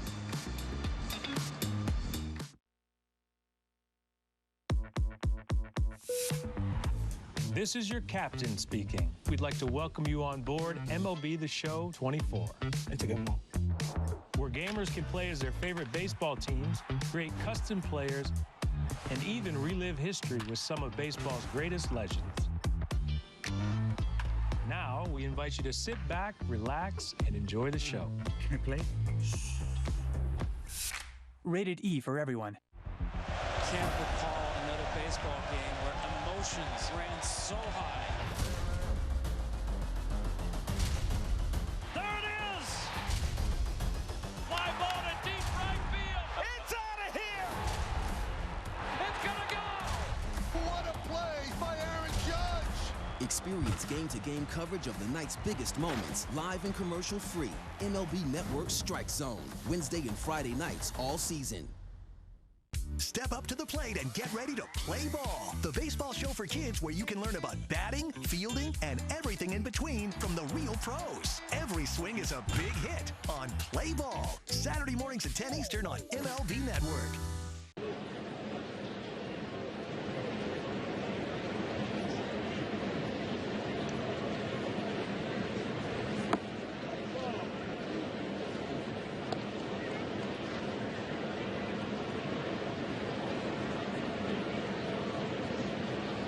Sports is brought to you by Choctaw Casinos and Resorts and by your local Nissan dealer. What a night tonight here in Arlington. Beautiful shot of Globe Life Field from the outside. Roof open indoors here. It was 83 degrees at game time. I mean, you can't ask for a more beautiful evening. Play a little baseball out of doors. Top of the order coming here in the 3rd inning. Semien, Seager, and Lowe. Marcus flew out to left field in the first, 0 for 1. Rangers' run came on a Jonah Heim homer last inning. And the left-hander, Anderson, shakes his feet a couple of times, delivers a strike to Semien. Wake up, Foot. Yeah. Trying to get that mud or something out of his cleats. Get. A little quick pitch. Yeah. Double action, Foot. Putting on a show for us. Oh, lefties, huh? Let's see what he's going to do here. The 1-1 pitch, that's in. Went back to the more traditional shake. Let's see here. The regular leg lift from Tyler Anderson, but he showed us a little bit of a slide step from the windup. And that's his pitch this year that has really made him successful with the ERA under 3 coming into the game. That changeup has just been really good for Anderson this season. 2-2 pitch, and that one back up the middle. But Paris is shaded near second base and throws out Simeon for out number 1. Our stats with Lowe's as Corey Seager comes to the plate. He's got a 12-game on-base streak going right now. With a high OPS in there, that 858 OPS, really good. Getting on base very consistently right now. Oh my. Don't adjust your set. Anderson just got stuck. I'm enjoying it. Oh no. I wonder if he's counting in his head how long he can do that for. This is why we love lefties. That one ripped down to first. Good play by Shotwell, and he feeds Anderson covering. Well, the Rangers have 2 hard hit balls this inning, but they also have 2 outs this inning. See here, Corey Seager hitting a hard one hopper to Shotwell. Really nice backhand, easy feed to the lefty. And you have 2 outs, so you have to give the Angels credit here. They have the defense where it needs to be and guys making plays. Well, this coming in a half inning after they scored their run. As Anderson trying to get a shutdown inning here. You see that note there on Nathaniel Lowe? His 500th career game in a Rangers uniform. Anderson delivers low, ball 1. Garcia Adolis played in his 500th game Wednesday. Lowe, he's the 48th Ranger to play 500 games. And he lifts this one out into right center field. Coming on for it is Adele, and he closes that gap well. The inning is done. A 1-2-3 third. Now we're going to keep it right here, so hopefully you'll stay with us. And we've got a little guest. Want to put your baseball skills to the test? Then get ready to show your stuff with MLB Pitch, Hit, and Run. The official youth skills competition of Major League Baseball. Sign up for free for a chance to play your way to the Pitch, Hit, and Run finals at the 2024 World Series. Visit pitchhitrun.com today. Step up to the plate and get ready to play ball. The baseball show for kids where you can learn about batting, fielding, and everything in between from the real pros. Every swing is a big hit on Play Ball. Saturday mornings at 10 Eastern on MLB Network.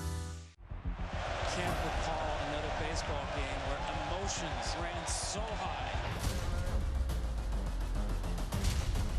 There it is! Fly ball to deep right field. It's out of here! It's gonna go! What a play by Aaron Judge! Experience game-to-game coverage of the night's biggest moments, live and commercial-free. MLB Network Strike Zone, Wednesday and Friday nights all season. John, your fastball command this year has been tremendous, and I know that's something that last year at times wasn't as consistent. Was there something that you worked on mechanically or mentally in the offseason to have that fastball command where you wanted this year? I'd say it's mostly just mental. It's just, preparing each pitch and just realizing how important each one is. So I feel like we haven't been wasting as many. I feel like we've been kind of in the zone or where we need to be for the most part. And I just feel like we're more consistent that way, and it's a little bit easier to get deep into a game. I thought it was interesting, John, the other day we saw you throw more fastballs because prior to that, your most recent starts, you'd been loading up on the sliders and throwing those with great effect, but also in great number. I mean, I'm assuming, guys, you got to keep throwing guys off the scent a little bit, but how tempting is it just to keep going to that slider the way it's been performing for you? Oh yeah, I mean it's always a go-to when it's working well, and I mean there's gonna be days when it's not as sharp, but no, we have other tools too, and that's why it's so important to not forget about your weaknesses and to work on those. I've been working on a curveball the last couple of days, so hoping that gets a little bit better too. But definitely, when it's working, we'll rely on it. But there's days too where, I mean, that's all they're looking for. So, you know, you're better off using something else. Well, I don't want to ask you this question because I don't want to give away the game plan next time if that curveball is going to be that first pitch curveball or a put me away curveball. So I'll just stay away from that question, John, and ask about your slider. When I watch your slider, at times it has downward break, and then at times it has more sideways break. Is that intentional? It qualifies as the same pitch slider, but I notice that you have two different breaks to your slider. Right. Yeah. I mean, there's certain hitters where I try to get underneath their bat a little bit. Some hitters have more flat swings. Some are kind of uppercut. So that just kind of depends on how I really want it to move. But I mean, it's just arm action thing, really. It's not really so much of a grip. It's just kind of thinking down, and you know, I just realized it just comes out more down. But it's more, yeah, it's just thinking about it. If I want more depth, I know I can put more on it. If I want more lateral, I can get that too. So, John, is there an adjustment? Is there something that changed for you, you know, from your opening start of the year against the Cubs, which was not your best start? Since that time, everything has been brilliant. Was there something you discovered or something that came to light in that one start against the Cubs that changed things for you? I just realized I wasn't really giving myself a chance early in the year. Like we were wasting too many pitches, walking guys. I mean, the game was not flowing at all. So I just, you know, if I wanted to get my butt kicked, I was going to do it in a way where I was going to have the other team do it, not myself. So definitely wanted to fill up the zone more, and that's just been more of a mental approach. But I mean, it's playing well, and I'm enjoying it. A chance for two here, the quick flip, but then they are unable to turn it. Adele beats it out. One away. I'm curious too, as you watch games, right, and starters, you worry about your upcoming start, you're worrying about your side sessions, all that stuff. But when game gets going here, you're in there, you're watching a guy like Andrew Heaney go to work, and for that matter, watching Tyler Anderson go to work. When you see sometimes what these lefties do, my question is always, why don't we see more right-handers do sort of the silly stuff like Tyler Anderson has been doing tonight with the, you know, just stopping the motion halfway through and holding it, or the silly leg kicks and stuff? How come right-handers are so much more conventional than lefties? I think we're just a little bit more normal than lefties. I think lefties are a little crazy. So, you know, something to that. Yeah, I think left-handers' brains just work a little different, maybe. Is it the same with lefty hitters that are lefty throwers? Do you feel like, or is it just pitchers that are that weird? I feel like it's just pitchers. I don't know why, but you know, hitting from the left side looks awesome. I wish I was a left-handed hitter, but no, I mean, lefty pitchers are all a little strange. Well, Heaney has the hat on straight, but I mean, it just shows how our brain's a little bit off, as a lot of times we just wear the hat off center. Yeah, to a match little the tilted. 100%. Yeah. I'm with you too, though. I do think it is the left-handed pitchers, not so much the other lefties in the game. I wanted to ask you about the start in Colorado the other day. We've mentioned through Wednesday against Cleveland, another excellent outing. But the outing in Colorado, I don't know if they should stand out more or not, but everybody's aware of the pitching conditions in Denver. To go 6 innings there, allow just 1 run, and of course your former team, the club with whom you came up. How did that one feel for you? Oh, it was strange to start. You know, there's a lot of extra emotions and feelings in it, but then again, like getting in the ballpark, smelling the air, hearing some of those same sounds, I mean, it kind of put you in place. So yeah, I felt normal once the game started, and it was another outing. But that game, I mean, I feel like I relied on the defense a lot. I mean, they put a lot of stuff in play, they hit the ball plenty, but you know, we kept attacking, didn't give them anything free. So you know, hats off to the defense, they played great. I know you've been with the Rangers for a while. Is it a little bit weird going back to Colorado? Yeah, I mean, it's weird, especially going there and knowing you're going to get to play. It's definitely strange, but I'm glad I got that experience. A 2-run homer here by Zach Neto gives the Angels the 3-1 lead now. And fans, I don't know, must be booing the fan who kept the baseball, want him to throw it back. Oh, there we go. That'll get folks to lighten up just a little bit. Were you able to, while back in Denver, you mentioned the familiarity, and there's so much of it, right? Like you said, the sounds, the smells. You're unable to go back and find the old family of squirrels that you used to know so well when you lived there? I looked for him. I didn't see him. I didn't see him this time. I saw some squirrels maybe like 2 blocks over, so I don't know if they were part of the same family, but I did walk through, but no, I didn't see him. Yeah. I don't know that story that well. Oh, the story of Mr. and Mrs. Squirrel? Yeah. Yeah. I mean, it's a longer story, but to sum it up, we just had some squirrels in our backyard in Denver, and it was a family of them. But yeah, it was Mr. Squirrel and Mrs. Squirrel, depending if it was male or female, and they were our friends. They got really comfortable. They would run up along the fence. They would like harass me all the way to the garage till I left the house until when I got home. I mean, they were really comfortable. And you fed them, right? I did. I fed them all the time. Gave them almonds, a lot of good snacks.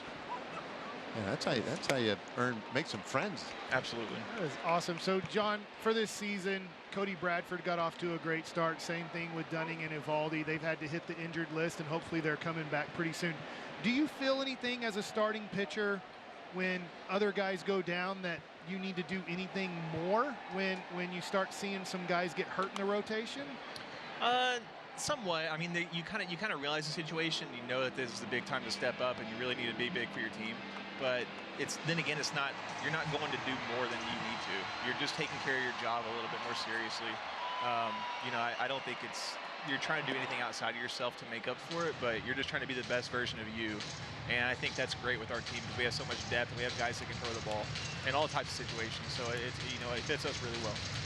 Hey, how big was the postseason run for you personally last year? Obviously, we know what it meant for the team, but some of the spots where you got to step in and perform in a big way, how much of that affected the way you came out this year? A lot. I mean, I'm just pitching the World Series last year. It slayed a lot of demons for me because the biggest game I had been in before that, I'd kind of screwed it. So, it was great getting an opportunity to get in a big spot, and for the team and coaches and players, everybody behind me to rely on me and to do well. I mean, it means the world. That's something I can hang on to for the rest of my life, and it'll always make me happy. Oh, man. A bad misplay out there in right field by Garcia. That is a shocker. Fourth error of the year on Albombi. We'll see here. He calls it. It looks like he sees it well. It just doesn't stick in the glove, unfortunately, for Adolis, and gives the Angels here a little bit more of an opportunity to maybe get another run on the board. Well, John, as a pitcher, when little things like that, I say little, they end up, of course, they're big. But when things like that happen behind you, you can't control it. What do? Do you have a method that you've leaned on over the years to try and get yourself centered again after a play like that, and to try and put something like that behind you? Absolutely, because that stuff can eat you up, eat you alive. But myself, I just play little games with myself. If someone hits a leadoff double or leadoff triple, it makes me lock it down. I'm like, if I get out of this, how cool would that be? And it don't know, it gives me a little bit of fuel. It's fun. I like doing that, and it's. Pitching 90% of the time as a starter, you're going to be cruising, but 10% of the time there's going to be the time where you're squeezed out there and you got runners on, and something's going on. And that's what is going to, dictate whether it's going to be a good or a bad start. Well, he bounces back, gets a pop up here for the second out of the inning. Hey, John, thank you so much for taking a little time with us here. Great job again. We've just been really excited. We now, we just so much look forward to seeing you pitch every 5 days. And we'll look forward to your next one. Awesome. Thank you guys so much for having me. All right. John Gray, man, he was awesome on Wednesday. Helped the Rangers break that 5-game losing skid. And now that's going to be it for Andrew Heaney. Bruce Bochy out there to take the baseball, and Grant Anderson coming in out of the pen. It takes about 200 steps to make a pair of Tecovas boots. But the steps that matter most are the ones you'll take in yours. With comfort for long days and style for big nights. Any place worth going to is worth going in good boots. So no matter where you're headed, don't go gently. Find your pair at Tecovas.com. The salty air, the golden light. Reflections of who you were, who you are, and who you're becoming. Luxury meets performance. Peter Millar. So that's how they're so productive. They use Fiverr. Look how quickly they find freelancers. So simple. Yeah, but why are they working in the dark? Grow your business easily with freelancers. Fiverr. With the Game Time app, I paid 60% less than this guy. What? And it's not just sports tickets. It's also concerts. Performances, too. Oh, come on! Download Game Time. Last-minute tickets, lowest price, guaranteed. Why pay too much for cable TV when it costs less for Fubo TV? Get all the channels you want with all the entertainment you love for the price that cable can't beat. Start watching at FuboTV.com. Casinos and Resorts game within the game, and if we look at this Angels hitting lineup against left-handed starters this season, they do have very good stats in Major League Baseball, not American League, but Major League Baseball. 4th in the win percentage, 3rd in runs per game, tied for 1st. And they did okay against Heaney. This is a weird one, right? This is a weird game. I look at it. I mean, there were just a couple of misplays, really, that were more problematic than anything. Yeah, and give credit to Neto for hitting the homer. That's a hard-hit ball, but the rest of it, Calhoun did get a leadoff single to start the inning off. And well, Grant Anderson's first pitch to Rengifo is popped up, and that results in a quick and easy final out. So that was easy. Good job, Grant Anderson. And now to the bottom of the 4th inning with the Rangers trailing by 2. Through HIMSS, hundreds of thousands of men have gotten help for their ED. That's a lot more confidence for you and satisfaction for your partner. At HIMSS.com, you can connect with a licensed medical provider who can personalize treatment from a range of options for as little as $2 a dose. If prescribed, treatment ships right to you. The process is 100% online and 100% discreet. Treat ED with doctor-trusted medication. Get started today at HIMSS.com. With Home Chef, home cooking is so simple, you go from step 1 to done in practically no time at all. Our convenient and delicious fast and fresh meals are packed with fresh ingredients and ready in minutes. Which means easy prep and no cleanup. Just pop the entire meal in the microwave or oven, heat, and enjoy. Delicious, meat simple. Get 18 free meals plus free shipping today at homechef.com. Ooh, that's a lovely view. What are you two looking at? Tip pick. What did you say? Tip pick. Tickets to the show with no hidden fees.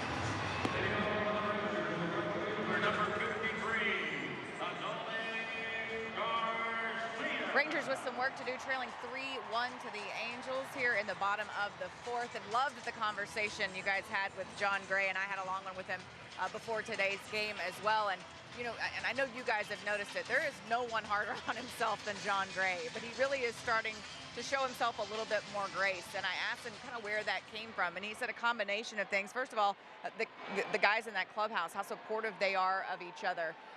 He's felt that, the fact that he was successful in the postseason and in the situations that this team put him in and asked him to perform in last year, and being successful in those, and said he just realized like this game is hard, so I don't need to make it harder on myself, and so it's really refreshing to see things come together with him, not only from the physical aspect but also from the mental game as well, and that he's really kind of grasping that and embracing the challenges that this game has to offer. Well, a first-round draft pick, a superstar in Colorado, a guy who has all the talent in the world. We've seen the stuff is elite. And to Emily's point, when he's right, when he feels right, I mean, he's as good as they get. It's Garcia. Swings and misses at strike 2. And he talked during the interview just about the mental part of it, is attacking the strike zone with his fastball. And then, you know, unfortunately, Garcia, who's up right now, had the error in the inning, and talked about it from a pitcher's perspective on when that happens. You take it as a challenge, and you're trying your best to do that because you do fight those demons inside of you that want to get really mad and angry that things aren't going your way. But that's part of the game where he's really grown at. And this year, right now, I was saying the other day, if I had to pick one All-Star, there's going to be more than one All-Star, but if you could only pick one All-Star right now here in Arlington in July, I would pick John Gray from the Texas Rangers. He's been hugely important. 2-2. And Garcia held up. Full count. He's been very important, and he's outside of that one start against the Cubs. He's been just outstanding. I mean, absolutely elite. And just so consistent. Quality start after quality start. And Adolis is battling here in his at-bat. And you can see how, in this at-bat, how Anderson can make 89 faster than 89 because he keeps throwing that change-up. And then if he runs that 90-mile-an-hour fastball, it just looks harder because you're not seeing it very much. Strikes him out on the 9th pitch of the at-bat. Garcia is retired to start the 4th inning. And this was just pitching right here. Give Anderson credit. He's using that changeup down and away. He's using the changeup away. And then he throws 91 above the belt and gets Adolis with the swing and miss. And that's such a tough pitch to lay off of because that's right on the top of the zone there. You're not sure if it's a strike or not. Jonah Heim takes a changeup low and in. Jonah had the home run in the 2nd inning.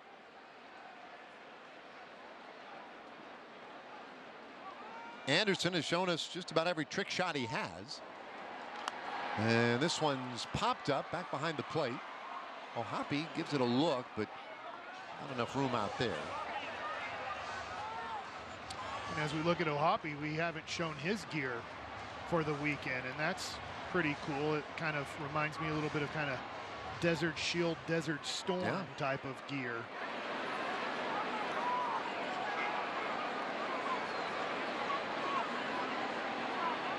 One out, nobody on. And Anderson's 1-1 to Jonah. That's low. Well, Heim came in with the on-base percentage at .324, above league average. And showing good power, and he smashes that one to center field. Pilar goes back though, and he makes the catch. 2 away. We have time now for Kia.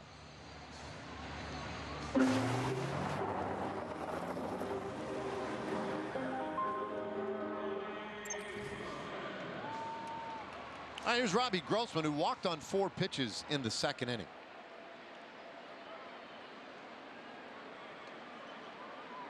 Well, lefty's first pitch to him. That one lined to short, and Neto is there to take a hit away. Grossman lines out. Inning is done. 5th inning coming up. It's 3-1.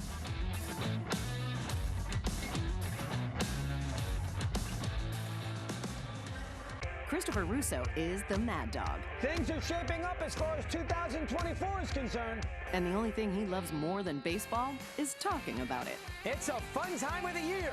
Watch High Heat on MLB Network.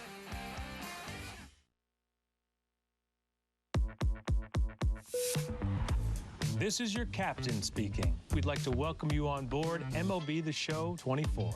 It's a good one. Where gamers can play as their favorite baseball teams, create custom players, and even relive history with some of baseball's greatest legends. Now, we invite you to sit back, relax, and enjoy the show. Can I play? Rated E for everyone. Kyle Tucker is doing it at the major league level. Yeah. Seems like every game we're impressed by him a little bit more. And deep to right field, it's gone! King Tuck! Talk about his defense, which is elite. He leaves, and he caught it! Tuck out there protecting the kingdom. Kyle Tucker has been the man. Bat flips for days. Watch this one. Hey, boys, this is what I do. All hail King Tuck!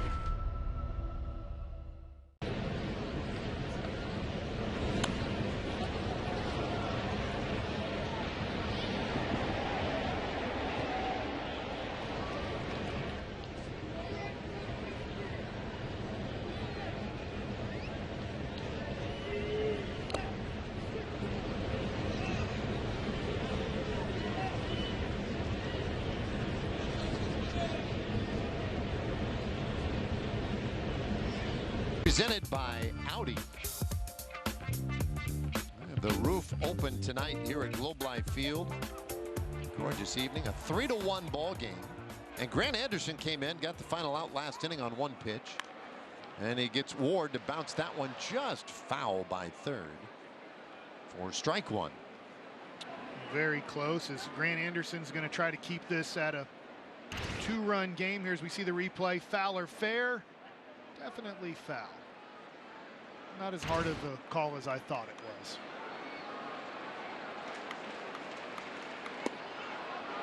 Anderson just misses off the plate. 1-1 to Ward, who is lined out and struck out. And that's the pitch that Grant Anderson has to execute a little bit better. It's early on in the year, but that's a .404 batting average against that slider. Now you locate it right there, it'll be a .000 batting average against. That's almost impossible to get a hit off of this pitch. So this is a great slider right here, perfect location. But if you look at his other numbers, they're really good on the other pitches. It's just that slider at times. Oh, strike three called as he shaves off that outside edge on Ward. One away. Well, great job after throwing the perfect slider to throw that two-seam fastball. Jonah Heim, perfect frame, perfect pitch. See it catching the edge of the outside corner right there. You see the deception from Grant Anderson's motion as that 65 is turned all the way back to the hitter. Here's Pilar now, and he swings at strike one. Nice job by Anderson so far. In relief of Andrew Heaney, went 3 2/3. Heaney allowed 3 runs on 5 hits, but his defense let him down a little bit. A big error in the 3rd inning cost him a run. Another error in the 4th inning did not end up costing him a run, but there was a play earlier in the inning that was not scored an error. And it was not an error, right. but it looked like a double play bouncer, just bobbled for a moment. Right. And that cost him the double play. It allowed Adele to stay on base, and he came in on the home run. Yeah, I think this is a weird game for the Rangers. Obviously, defensively, they're not having their best game. And then you look at the way the ball's been hit, you feel like the Rangers in a way are having better at bats, but it doesn't matter. They're not getting on. The Angels are making the defensive plays. The Rangers haven't. And so you find yourself down by 2, even though you look at just your at-bats and go, gosh, aren't we having better at-bats? But defense plays a big role in this game. You see Jonah take a foul ball off of his left shin guard area. We see the two-seam fastball inside and takes it off the thigh. It doesn't catch the shin guard, and I think that's probably the thing that's if they said, hey, you have to play catcher, I said I'm not playing baseball because of this. But I would be like, I quit doing something else. But when you have that knee on the ground, it does expose that thigh area with no protection. I'm trying to, you know, if you were just to gauge the number of shots like that Jonah takes in the summer, it's got to be like in the neighborhood of 150 of those. That's inside. Ball 4 to Pilar. And so he's on for a second time tonight. Well, looking at that walk in the 3rd inning, was able to score. The Rangers have done a pretty good job lately of limiting walks. But those free base runners seem to have the ability to score. You know, I don't know if the stat would back it up, but it just seems like they score a little bit easier than guys that earn their way on a base hit. That'd be very interesting to pursue that line of reasoning, because I don't think it'd be all that hard for somebody smart. Yeah. So don't ask me. I'm not. You've already disqualified me. You said smart. Probably right-handed would help out. Yeah, that would help. Somebody could make sense of it. Runner goes, and that one is outside. Throw to second won't be close, as Pilar took that one on Anderson. 5th stolen base, or rather 6th for Pilar. He stole one earlier tonight. So another great jump. This is stolen off of the pitcher, not off. There's nothing Jonah Heim could do there, but this is probably going to be something that tomorrow Mike Maddox and the coaching staff is going to have to go after. If you didn't believe us in the scouting report, you're going to need to believe us now. They're going to run. Well, that is just foul. Sometimes you have to see it. This is the first game of the year versus the Angels. Sometimes you can be told what a team is going to do on a scouting report, but until they do it, then you go, oh, okay, I do need to be quicker to the plate. I do need to hold on these runners better. And one of the ways to hold them on better is to not allow them to get on base. Oh, that helps. That makes it a lot easier. Oh, quick turn. And that one gets away from Semien. And Pilar will hop up and head to third. Another misplay by the Rangers defensively. You see Semien, it looks like he got hit on the foot by the spin move here, and yeah, you see him immediately grab his right foot there, and another error by the Rangers. You see the timing play here. Semien, it's not the best throw, but it is a catchable throw. The ball's in the air. You're trying to throw it chest high when you do that move, but unfortunately it wasn't, and another error for the Rangers. Third of the night. And that one is outside. 3-1 to O'Hoppe. And it pulls the infield in, so now you can have that seeing eye ground ball that ends up being a base hit. A little bit more pressure here, 3-1 to make a quality pitch and try to keep the ball in the infield. It's fouled away. Good job by Grant Anderson to get it to 3-2. Last time he threw the slider in this situation and it didn't have enough break on it to get into the zone. Let's see what he goes with here. The error, by the way, charged to Anderson. 3-2 pitch, and that's fouled off again. Not to Marcus. To me, it seemed like, as you pointed out, not a great throw. Right. But I thought maybe a catchable ball. Yeah, to me it looked like Semien didn't see the ball. Right. Like right. That would be the thing when you looked at it. Semien just didn't see the ball because it got by him and then hit his foot in the air. It didn't hop. Another 3-2, and that looked good, but just missed.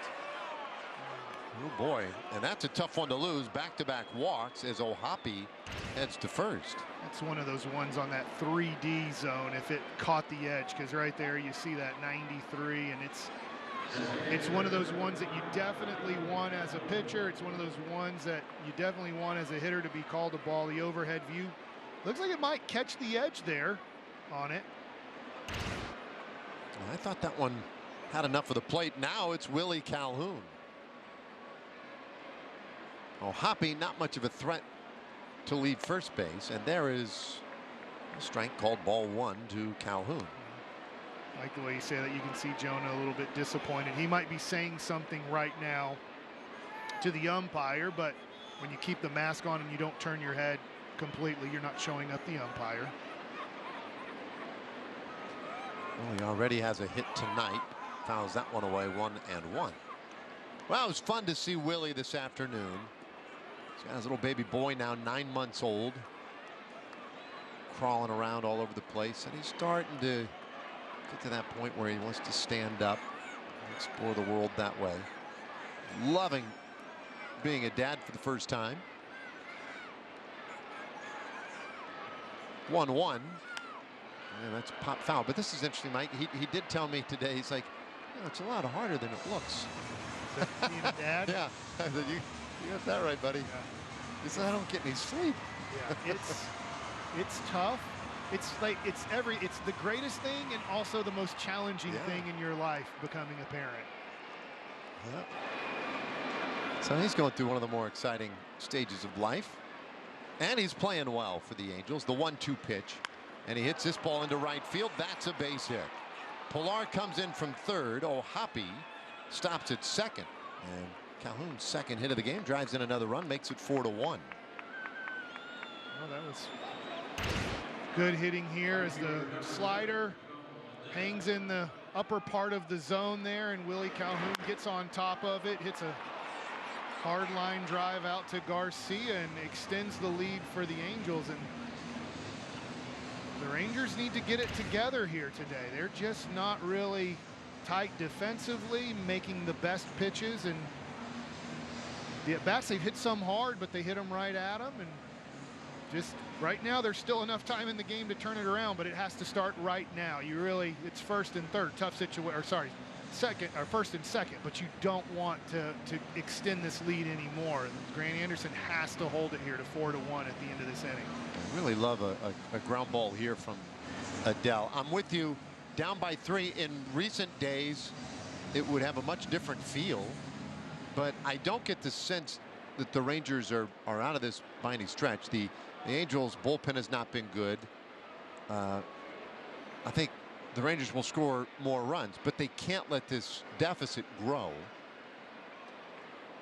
And the pitch from Anderson. That one finds the inside corner.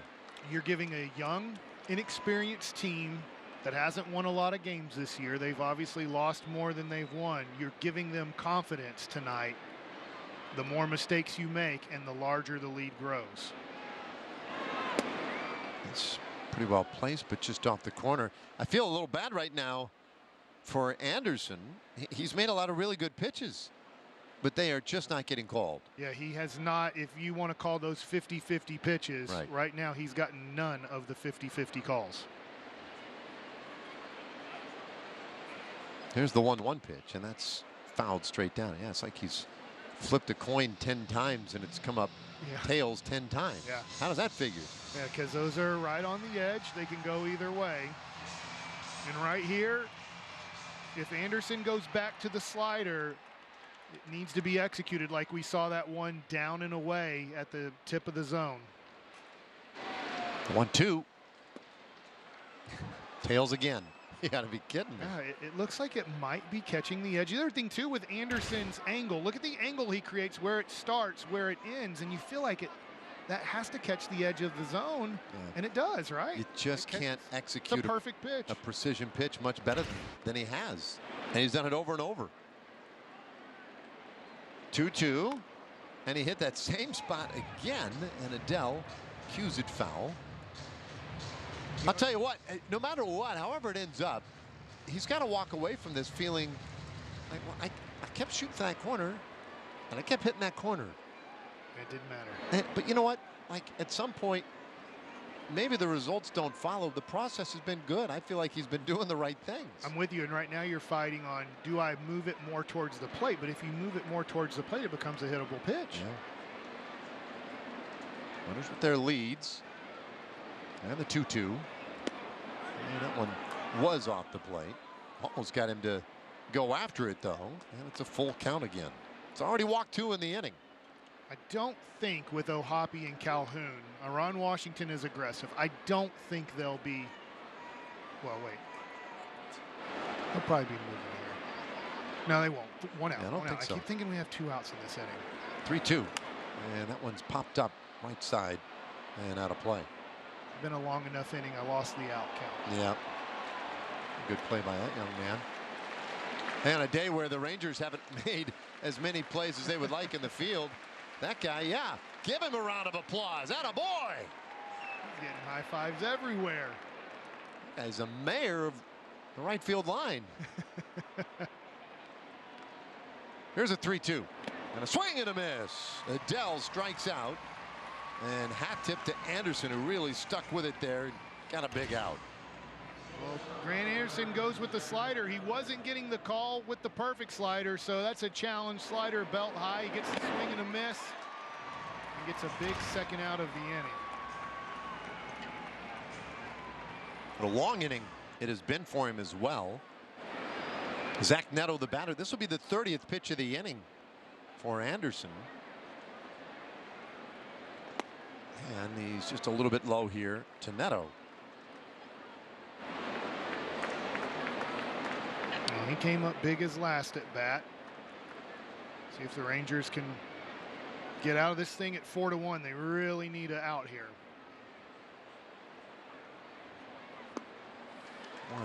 1-1. The Halos so far tonight just 2 for 10 with runners in scoring position. So they've had a lot of opportunities.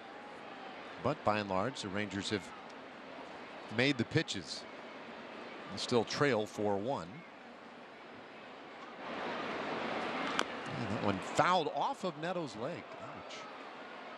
Ouch. 1-2. Well, Jonah got one in the thigh earlier in the inning, and now Neto fouls one off. Looked like the inside part of his foot here. Let's see where it gets him. That two-seamer running down and in, and gets him on that ankle area. It looks like the padding and protection might have helped out here. We see it gets him on the padding. If he's not wearing that, we might be taking another minute or two for Neto to be able to feel his foot.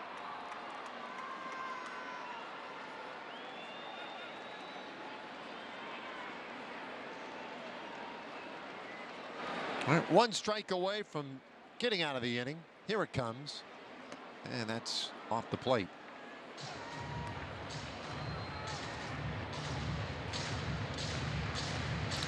Well, Neto, one of the young guys on this team, just 23 years old.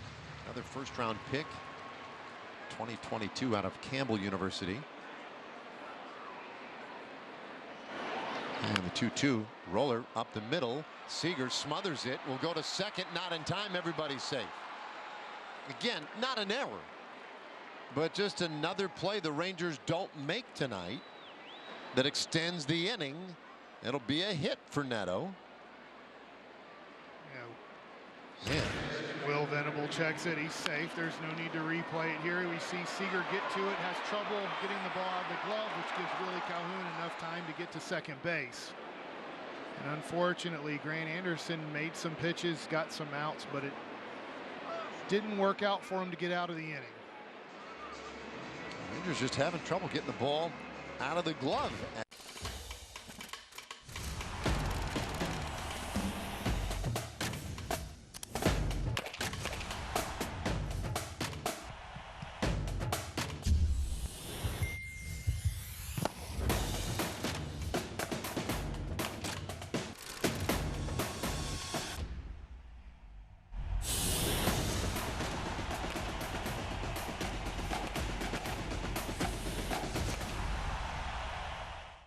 Performance. He is locked in.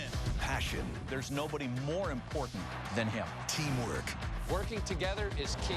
Get inside the game with MLB Tonight. Blanco does it. Throws a no-hitter. Bringing you breakdowns, highlights, and live look-ins to the big moments as they happen. But that was the MVP of the game right there. MLB Tonight. Inside the game all season long. Boom! And how fun is this show?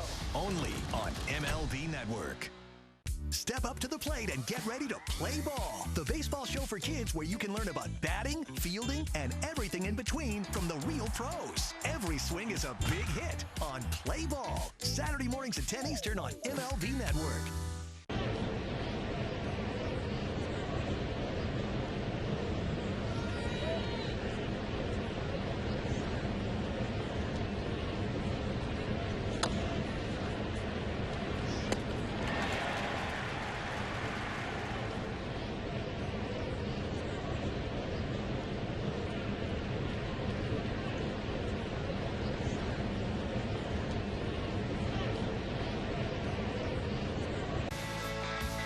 Fans hustling around the ballpark tonight, roof open. You know, the MLB ballpark app is how all of them got into the park today. And it's how you will get into your favorite ballpark next time you come out. Buy and manage your game tickets on the app, redeem ticket offers, access exclusive content, and a whole lot of other things. Download the MLB ballpark app today. So Cole Winn comes in to pitch here. Bases loaded, 2 out. A run across in the inning. And so when Winn came in out of the bullpen, this is pretty standard now. Check of the hands by the umpires. Then they check the glove. Now you might have heard some of the stories this week with Ronel Blanco of the Astros being suspended. They found sticky stuff in his glove, took it, sent it to New York, and suspended him. He had to leave the game, ejected. And it looked like maybe something of foul here with Cole Winn. He said, well, I don't know what's wrong with this thing. Somebody else give me a glove. Now, sometimes it can be the appearance of the glove. I said, you got to get rid of this thing, man. That thing's no good. Well, I guess at least he's still in the game. Yeah. Well, he never threw a pitch this inning. Yeah. That's part of it. And the pitch to Paris. Bloop down into right field. That's a base hit. 1 run is in. Here comes Calhoun. He scores. Just served right in front of Garcia in right field. And a bloop 2-run single makes it 6-1 Angels. Looks like it might just be one of those days for the Texas Rangers here. Cole Winn makes a very good pitch, but Paris here fights it off and is able to push it out into right field. And I think, you kind of play with fate when you make this many mistakes in a game, and the Angels are definitely taking advantage of it. Yeah, to their credit, you're right. They've come up with the extra hits. Paris at first, Neto at third. Here is Shanuel, and Paris was on the move. Ground ball to second base, though, and Shanuel retired to end the inning. A 3-run uprising, though, by the Angels. They continue to add to their lead at 6-1.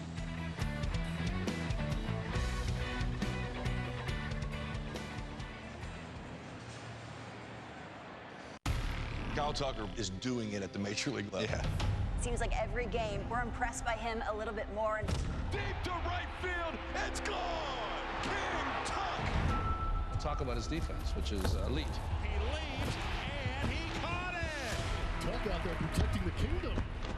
Kyle Tucker has been the man. Bat flips for days. Watch this one. Hey, boys, this is what I do.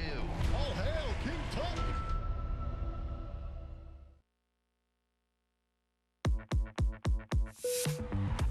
This is your captain speaking. We'd like to welcome you on board MLB The Show 24. It's a good one. Where gamers can play as their favorite baseball teams, create custom players, and even relive history with some of baseball's greatest legends. Now, we invite you to sit back, relax, and enjoy the show. Can I play? Rated E for everyone. It is here, ladies and gentlemen. The boys of summer are back. Baseball is just seconds away. And a high fly ball to deep right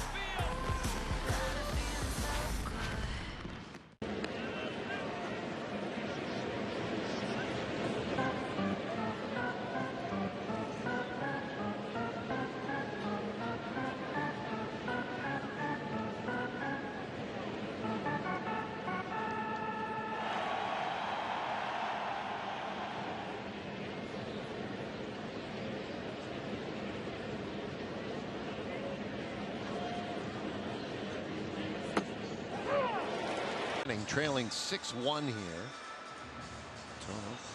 Trying to chip away a little bit. It'll be Duran, Smith, and Taveras. Anderson has had all kinds of rest between innings and hasn't really been pushed that much yet tonight. Jumps ahead of Duran 0-1. That's only 54th pitch of the game, and if you're going to have a chance to come back from this 5-run deficit, you're going to need to get Anderson out of the game here pretty soon. Love to see the Rangers come back here with a couple of runs, get it to 6-3 or better, and then start putting pressure on the Angels to go to the bullpen. It's low and in. Ball 2.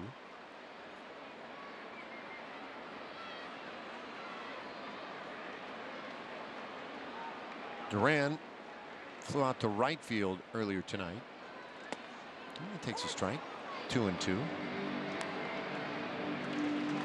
Anderson just keeps doing a good job of working that changeup away, then coming back with the about 90-mile-an-hour fastball that he makes it play harder. Sometimes if you don't throw hard, you got to make it look harder.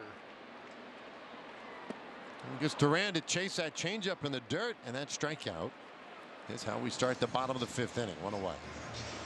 Well, Anderson goes to the pitch that he has under 200 batting average. You see the 4-seam changeup there, and throws it below the zone. On the plate below the zone with 2 strikes is just such a tough changeup to lay off of.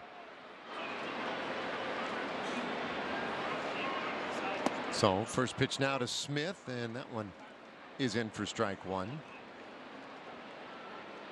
Anderson making it look pretty easy so far here tonight. Left-handed starters have been a problem spot for the Rangers. Well, that didn't miss by much.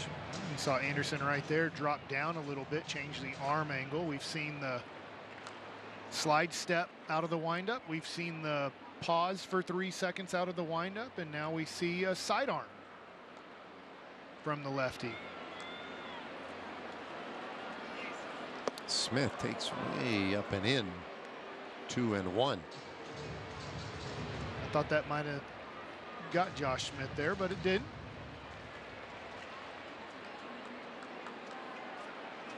Anderson wasting no time, and that one, look out, where was that going?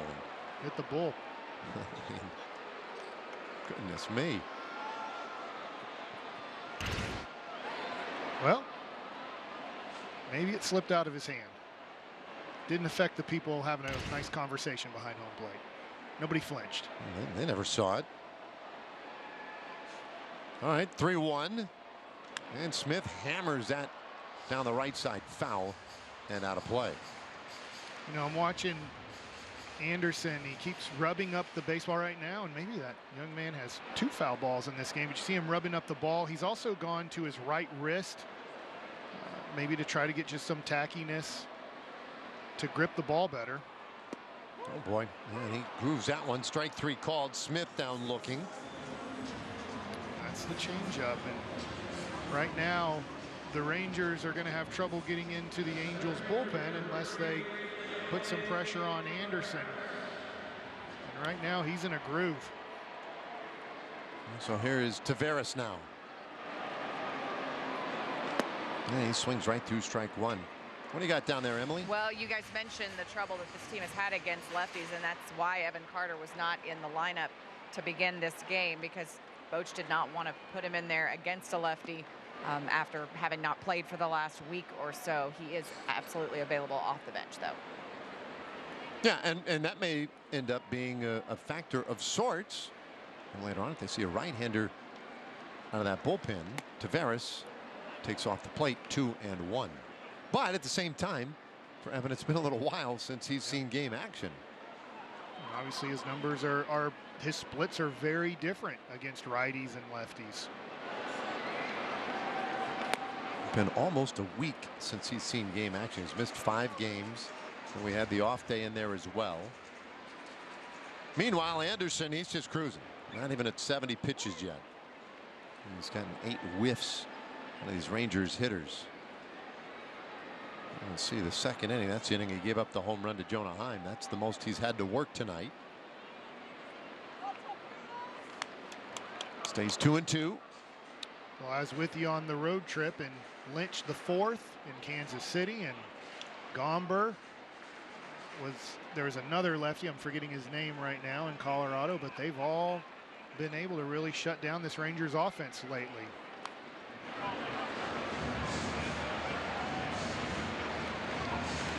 Two and 2. There's the numbers coming into the game for the Rangers, and you can see the big discrepancy, and they're not getting better tonight. No, I think Ty Block maybe thinking of in Colorado. Thank you. 2-2 pitch. Here it comes, and a swing and a miss. Change up. Boy, Anderson strikes out the side in order in the 5th inning, and he has turned back 10 straight Rangers hitters. Bats are sleepy so far tonight in a 6-1 game.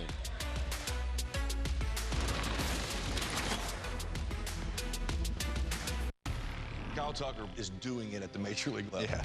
Seems like every game we're impressed by him a little bit more. Deep to right field, it's gone! King Tuck! Talk about his defense, which is elite. He leaves, and he caught it! Tuck out there protecting the kingdom.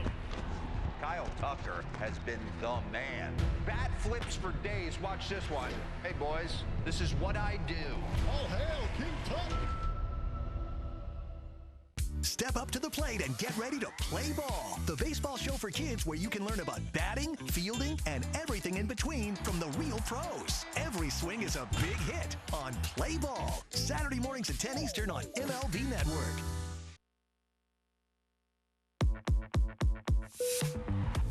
This is your captain speaking. We'd like to welcome you on board MLB The Show 24. And take a moment. Where gamers can play as their favorite baseball teams, create custom players, and even relive history with some of baseball's greatest legends. Now, we invite you to sit back, relax, and enjoy the show. Can I play? Rated E for everyone.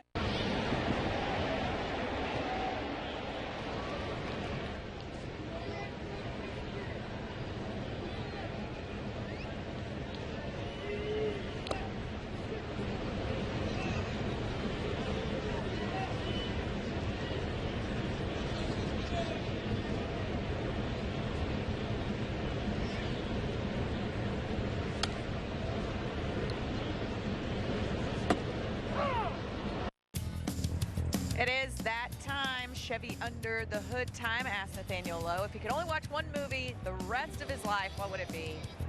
No-brainer, Top Gun, obviously. His dad was a Top Gun pilot. And, you know, Nate's got the stash, the little, maybe a little rooster-ish look to him. Maybe? Am I reaching there? No, he looks like Goose. A little bit like Goose. That's what I meant. That's what I mean. What is there a rooster? Rooster look.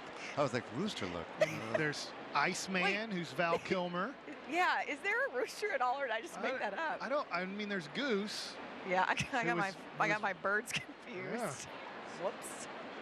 Rooster sounds like a good for a pilot. Now, I haven't seen the second one.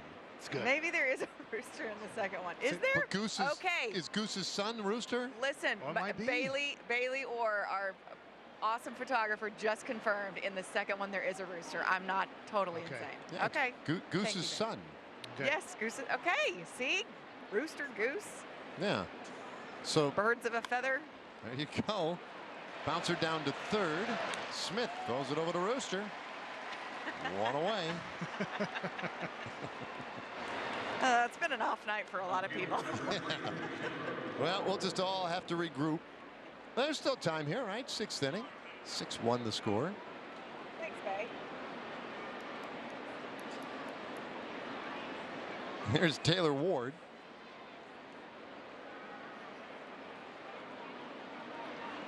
Uh-oh.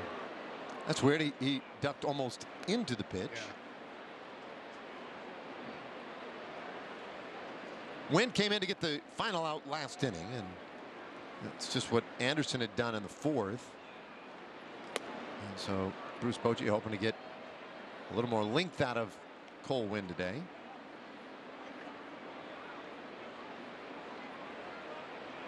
See if he can give him the 6th inning. The 2-0. And that's lifted high in the air left field. Duran going back. That's carrying pretty well, and it's gone. Wasn't sure off the bat, but Ward got that one. His 9th home run of the year. And so the Angels make it 7-1. Man.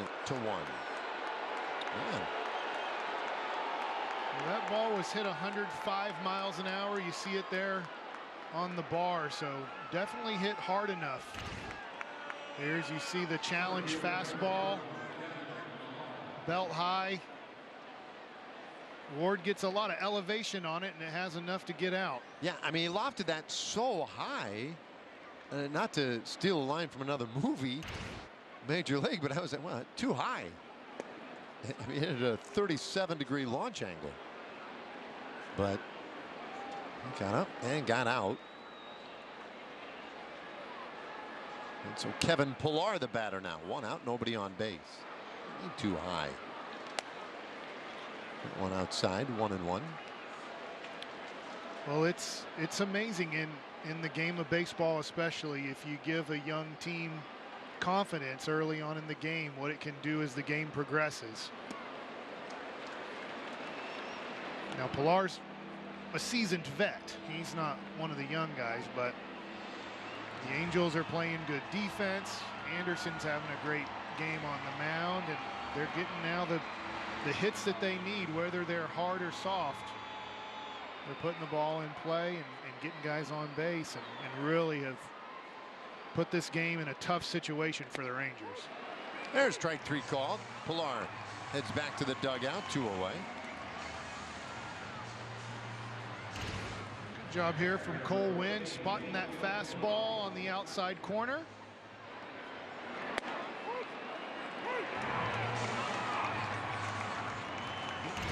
Pilar get one more and get back in that dugout.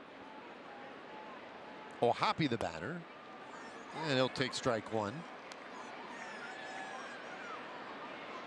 Single, a strikeout, and a walk today for O'Hoppe. That's an Angels team that had really been struggling. 16 wins, 28 losses. And they're in last place in the division. First year under Ron Washington. Longtime Rangers skipper. Legend in these here parts. And now making his way with the Angels. And that was lined to third. Smith is there. And so the inning is done. Angels add a run to their lead. But here we go. Rangers offense. About ready to upshift. It'll be Semien, Seager, and Lowe when we come back. Within baseball, we are part of one team. We are part of one team. We are part of one team. As we focus on mental health and wellness. We're all in this together. We're all in this together. We're all in this together. So let's be kind to each other and ourselves. It's okay to ask for help. It's okay to ask for help. It's okay to ask for help.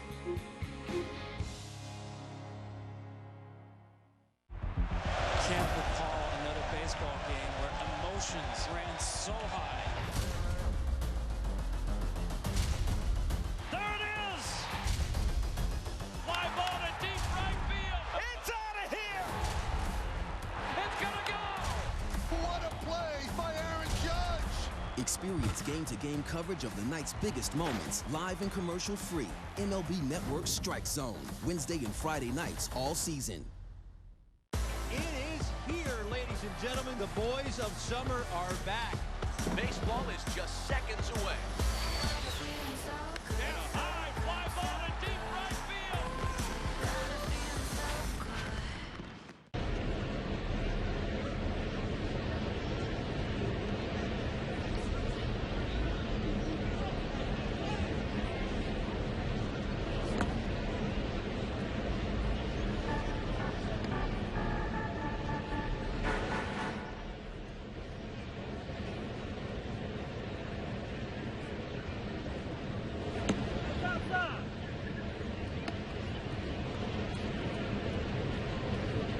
Replica World Series ring giveaway coming up, presented by Globe Life.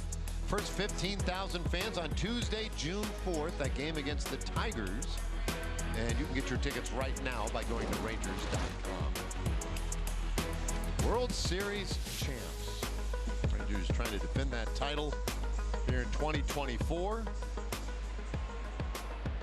Been almost a quarter century since somebody has repeated in Major League Baseball. I've heard from so many Ranger fans that were so impressed with the Corey Seager ring. So if you weren't able to get the Seager ring, I'd say get the Semien ring. A lot of Ranger fans were really happy with that giveaway. I don't think it's a secret anymore. You never know, right? You don't know until you come out and get that first one. Exactly what the Rangers had in mind. And a lot of people were sleeping out or camping out early for those seats as Semien flies out to right field on Tuesday. But man alive, those who did get one on Tuesday, I think half of them had to be just stunned. I got 4 texts from people who got them that are Ranger fans and just said, man, it has weight to it. It really looks good, and just so proud of having that as a Rangers fan. So if you're a Rangers fan, and I would say people ask, whatever time the gates open, you really need to get here about when the gates open to get that ring. There are people who were out at 8 a.m. on Tuesday to make sure that they got a ring. So I would say you might want to be here well before the gate opens to ensure that you get one. I remember that replica trophy that they gave away. That was gone in 15 minutes. There were 20,000+ people outside the stadium when the gates opened, that a few of them weren't able to get it because of it. So I did the Q&A with Bruce Bochy yesterday at the SNU Athletic Forum luncheon, and there was a Rangers fan who had one on. And there were several of us from the organization that were there, and everyone was kind of like, who is that? Who, like, why don't we recognize them? They're wearing their ring. And it was the replica ring. It looked so much like, you know, the ones that the organization members got. It was crazy. Yeah, I mean, they are beautiful, and they've got heft. I mean, they really feel legit. There's a swing and a high fly ball out to center field. Pilar wants it, but so does Adele. My goodness, we've seen more miscommunications in the outfield in this homestand. Wild, but Pilar did make the catch, 2 away.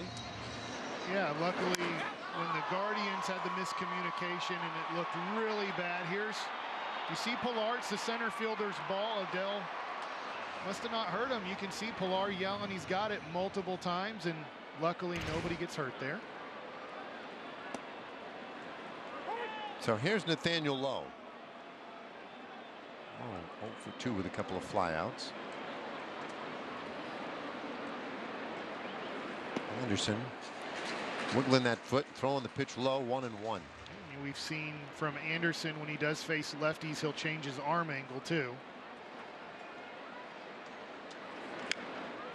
This one lofted to second, bobbled out there by Paris, but had time to recover and throws out low. And it's another 1-2-3 inning. That's 13 in a row. Turn back now, 7-1.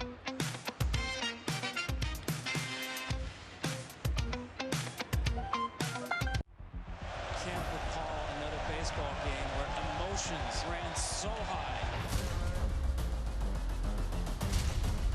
There it is! Fly ball to deep right field. It's out of here! It's gonna go!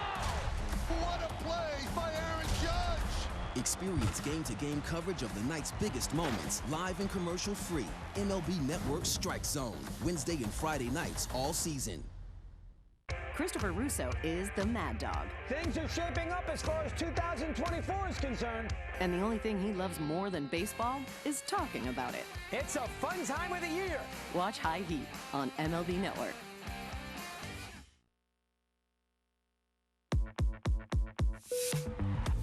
This is your captain speaking. We'd like to welcome you on board MLB The Show 24. It's a good one. Where gamers can play as their favorite baseball teams, create custom players, and even relive history with some of baseball's greatest legends. Now, we invite you to sit back, relax, and enjoy the show. Can I play?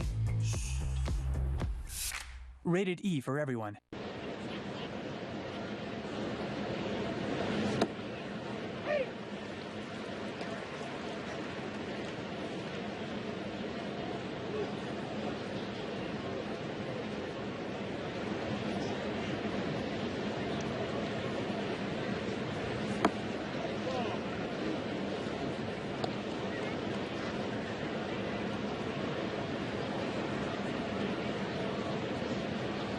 We go to Nolan Ryan with the Angels and the Rangers. You see there 4 no-hitters with the Angels, 2 with the Rangers, and all those strikeouts and the 300 wins, the 500 strikeouts. Baseball Hall of Fame, class of 99. Retired by 3 teams. There's the 34 for the Rangers. Do I have it right, Dave? Is it 31 for the, is it Angels 31? 30. That's 30. I should know that. It's Nolan Ryan. Yeah, I don't. Were you a big number guy that way? Sean Anderson checks in. Yeah, with the Rangers. Sean Anderson making the debut here with the Rangers.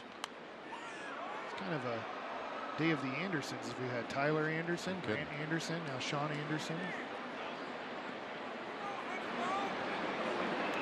Calhoun has a couple of hits today, 2 for 3.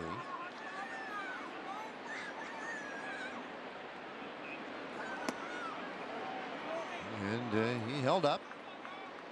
1-1. It'll be Calhoun, Adele, and Neto in the 7th inning. Sean Anderson. This is his Rangers debut. 29 years old. And he gets Calhoun to foul that one away. Now he'd been starting at AAA Round Rock. He's been doing a really good job. I guess, you know, when I think of numbers, I think of the last 52 for the Rangers was Taylor Hearn. Last year, actually talked to him the other day. He's in Japan pitching. following the Mavs in their playoff run. This one lined out into left field. The third hit of the game for Willie Calhoun. We've seen this from Willie Calhoun before. When he's on, and he's on in 2024, you see the cutter right there, outside part of the plate. Not a bad pitch, but just a great job of hitting and taking that outside pitch and hitting it hard into left field. And like I said, when Mr. Calhoun is on, he's going to rack up a lot of hits. Joe Adell, the batter, bounces it up the middle. It hits the mound, and that's going to create trouble. Oh, and the throw to first just in time. Off the bat, you're thinking, well, that's got a chance of being a double play. But all the steam taken out of it when it hit the mound. It was really a great job by Semien just to get the one out. Yeah, look where Semien comes from here. Great effort after he sees the ball's not going to get to him because Anderson tips it and makes a really nice running play here. Gets the ball, one-step release. If he takes another extra step there, it's a safe. So man at second with one away. Here's Neto. He's had a good game. And he takes strike one. Angels are now 4 for 13 tonight with runners in scoring position. Neto homered in the fourth, singled again in the fifth inning.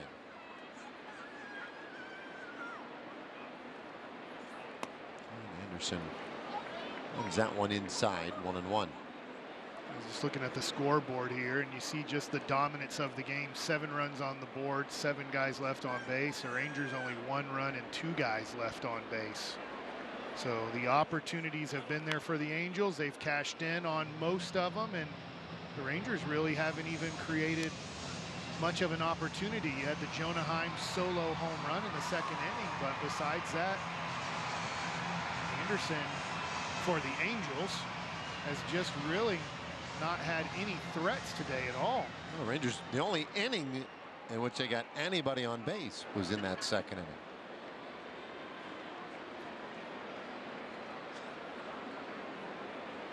One-two from Sean Anderson, and he strikes out Neto. 2 away. You see the good slider here. It starts off middle and just drops to that down and away spot. Really great pitch right there, and that's one that you can make a good living in Major League Baseball if you can consistently throw that pitch. Anderson's been a pretty good story as he works to Paris, low one away with a slider. He was in the big leagues for 4 straight years, pitched for Bruce Bochy in San Francisco. He was with the Giants in 2019 and 2020, then with the Twins and Orioles, Padres, Blue Jays. Last time he pitched in the big leagues in 2022. When he's pitched in Korea, was pitching in an independent league in Mexico prior to signing with the Rangers as depth in the minor leagues, and was pitching well at AAA Round Rock and earned the call-up. What you're telling me there is he loves baseball. Yep. Because there's a lot of opportunity. Reading that resume, there's a lot of opportunity to just say, I gave it my all and it's not working out. But he kept fighting and working, and he finds himself back in the major leagues. And these are guys that I like rooting for just because of the path they had to take to get back. Strike 2-2 on Paris. Yeah, last time he pitched in the big leagues was a relief outing in June of 2022. So just shy of 2 years ago.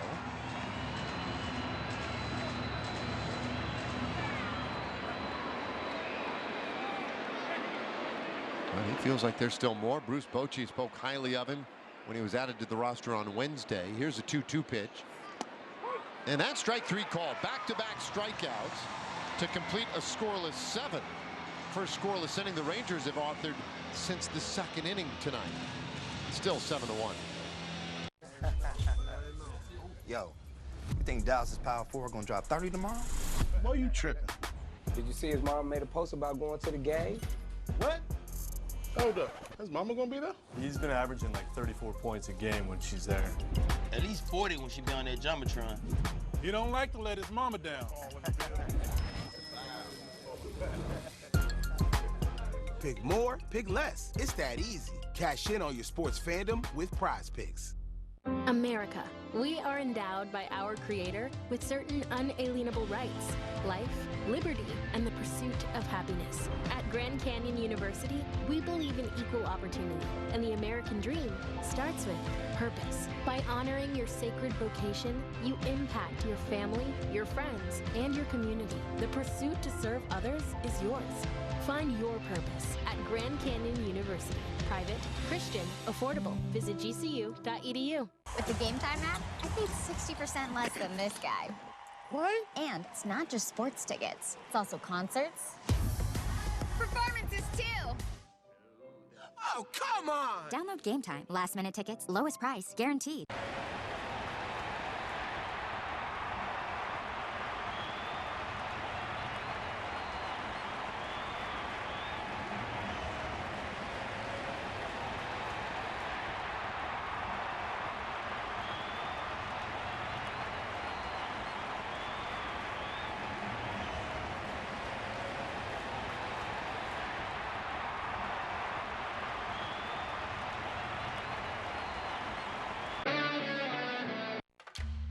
Through HIMSS, hundreds of thousands of men have gotten help for their ED.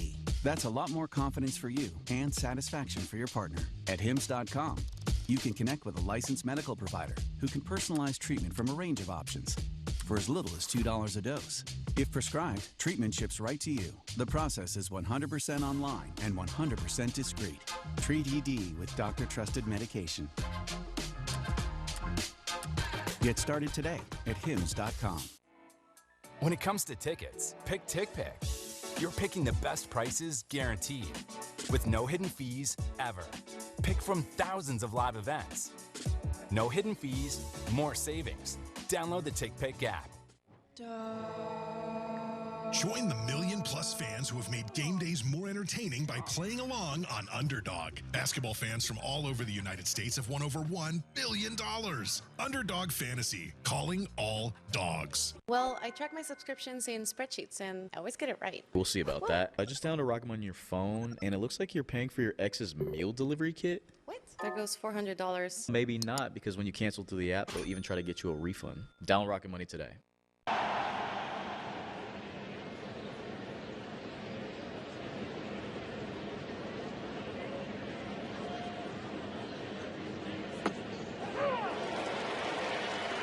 Seventh inning. It has been a quiet night offensively against this left-hander. And there's a swing and a high drive deep out to left, and that's going to be playable. Ward makes the catch, one away. Well, off the bat, it looked like it had a better chance, but see here, a little fastball that's down just enough. Maybe off the end of the bat just enough to keep it in the park and keep Tyler Anderson rolling in this game. He gets that first one in for a strike now to Jonah Heim. Heim's the only guy who's gotten to him. A homer in the second. He has half of the Rangers' hits. And shoots that one out to right field. Adele goes back and makes the catch. Two gone.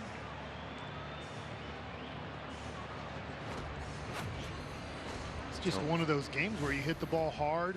That one, the first one, Adolis was just a little bit too high. That's a line drive, but unfortunately at the right fielder, where there's been some hard hit balls from the Rangers, but when they've been hit hard, they've been hit at the Angels. Anderson has turned back 15 straight and gets a call here on Robbie Grossman.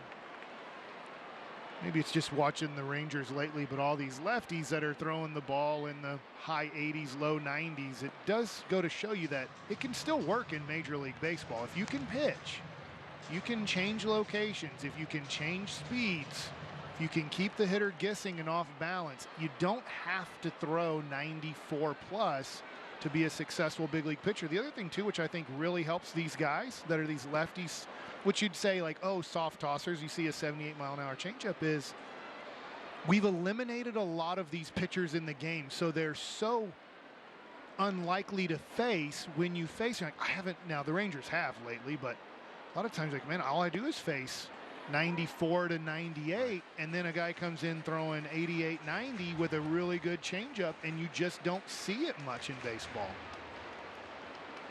On your point, he's effective with it tonight.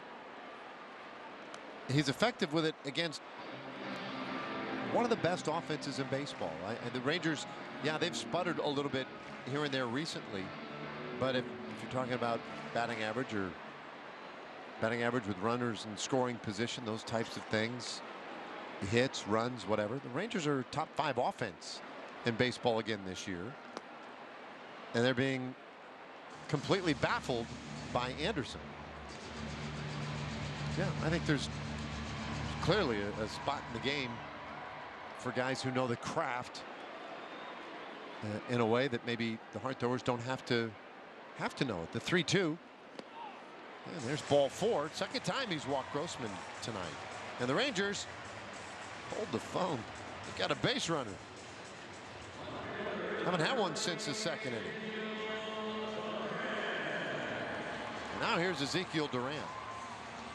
You're down to 7 outs in the ball game, but if you can somehow get a blast here, make it 7-3, and maybe get the Angels bullpen that's really struggled this year into the game, it would give you the opportunity. But first you have to knock out Anderson.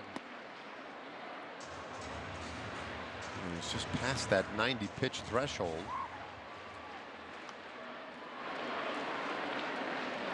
Ran 0 for 2 today, a fly out to right, a strikeout swinging. Grossman not likely to be moving anywhere. Down by 6 runs in the 7th inning. 1-1 the count. Isn't it amazing how 88 looks like 98 when you just keep kind of tossing changeups down and away, and then you miss with your fastball, but it still gets by the hitter.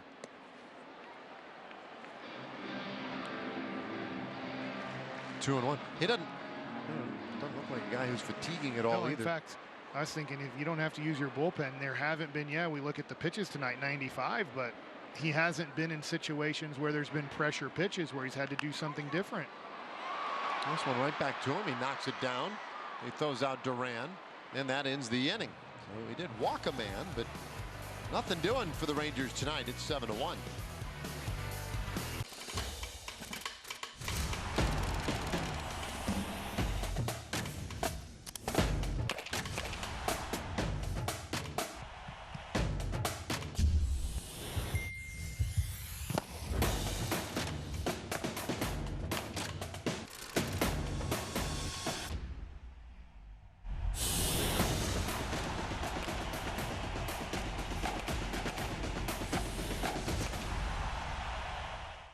Given up on trying to get rid of batting average. There's no beating it. Ryan Heaney's always thinking about baseball, and he's fired up for 2024. These are the standards by which major leaguers are measured. Watch the show for the thinking fan, MLB Now, on MLB Network.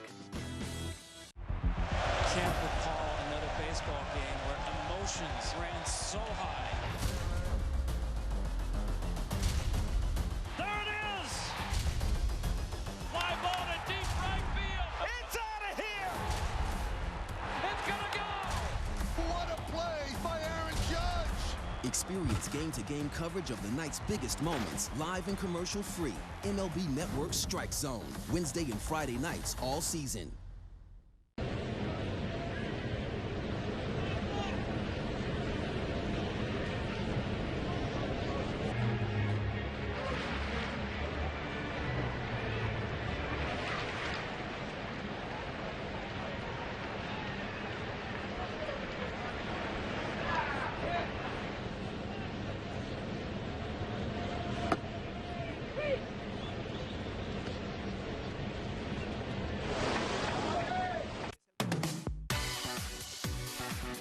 Rangers baseball on Bally Sports is brought to you by Rooms to Go. Don't miss the Memorial Day sale going on now. Well, Blythe Field here tonight, and Sean Anderson back out to work in the 8th inning through a scoreless 7th. That'll get you a little more work. He's got the top of the order. Nolan Schanuel, Luis Rengifo, and Tyler Ward. And that's up the middle. One hop to Seager. Throws him out. One gone here in the 8th inning. And here comes Rengifo. Now, Rengifo is just back with the club today, activated and in the lineup. Ron Washington was excited to have him back today, said as much for the game. He had been on the injured list with a viral infection. And I don't know if you were aware of what he was dealing with. I'm not. This is a weird one. He had some sort of viral infection, and it became very painful for him to walk and run as he got like blisters all over his foot from this virus. And he hits this one on the ground, second base. Semien takes care of Rengifo, 2 away. That just sounded awful. Oh, and how scary it has to be when you look at Rengifo jogging back to the dugout, how healthy and in shape you are, and have something like that happening. It has to be very scary. Yeah, just an oddball thing to pop up. And so anyway, they weren't real sure exactly what it was. They got it under control, obviously, and got him back out there, so he's okay. Tyler Ward now the batter. But Rengifo had been off to a terrific start for the Angels too. They really kind of needed him back. Anderson just misses inside. 1-1 now on Ward. Mentioned how Mike Trout has been injured, had that surgery on the torn meniscus. Anthony Rendon out with a hamstring injury. This one lined out to left field, drops in, base hit for Ward. And that's been a story for years and years now for the Angels, is the Rendon situation. He hasn't played as many as 60 games in any of his 4 seasons with the Angels, and he still has 2 more seasons after this on that contract. Yeah, it's been for the Angels when they've gone after big time free agents, and you can go back to, let's just say, I'll go back to Josh Hamilton leaving the Texas Rangers. They just sign these players that are MVP players, World Series champion players in their prime, and whoever they've tried to sign, you could even kind of look at Albert Pujols in that long contract, and it just has never worked out for the Angels to sign a big-time free agent and for their career to be good with the Angels. And you just think of, for me, I'm thinking of Semien and Seager here, and how quickly in the 2nd year of signing those guys, you win a championship, and it's a team, not just those 2 guys. But the Angels tried it in so many different ways, spending money, and it made them, in a way, worse instead of better. Fly ball center field to Taveras. And the inning is done. Great job by Sean Anderson. 2 scoreless frames so far. Rangers bats running short on time here in the 8th, down by 6. I've given up on trying to get rid of batting average. There's no beating it. Brian Kenny's always thinking about baseball, and he's fired up for 2024. These are the standards by which major leaguers are measured. Watch the show for the thinking fan, MLB Now, on MLB Network. Corey Seager, all eyes on him. He's ready to go. He's aggressive. Here's a dude that swings 52% of the time on first pitches. Corey Seager smashes the ball. The ability to be able to come together and compete every night. You know, that's what it's all about at this point for me. Corey Seager does it again. This guy is doing it all. He's hitting bombs all the time.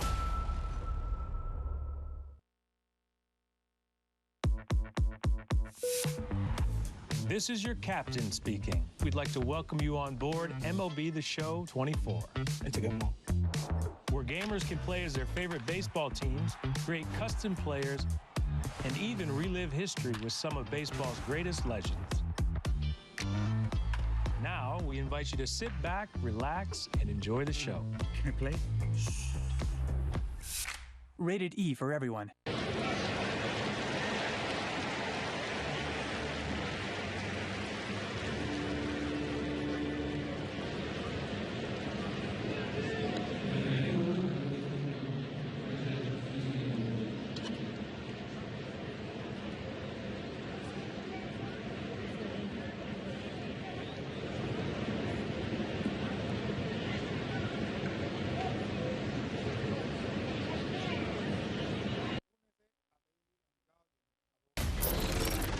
now for our Baylor Scott and White Health Game Diagnosis. And in the second inning, the Rangers take the lead on the Jonah Heim home run. But from that moment, it's been all Angels as Neto hits his home run in the 4th inning. And we see Ward hit his home run in the 6th inning. You got to give credit to the Angels. They've just played a lot better baseball overall today than the Rangers. And we see our old friend Matt Moore on the mound for the Angels. And he pours that first one in for strike one. 17 games this year. 16 innings pitched, has the 6.19 ERA. Ground ball, that's up the middle, base hit. Good start to the 8th inning as Josh Smith is aboard. He has his 2nd hit of the game. Well, good job lefty on lefty for Josh Smith. Gets the curveball down and away in the zone and is able to hit a hard ground ball back up the middle to give the Rangers a little bit of life here.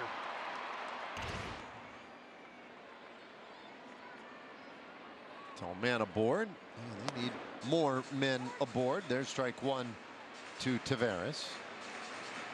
Leone, a fly out to right and a strikeout tonight, 0 for 2.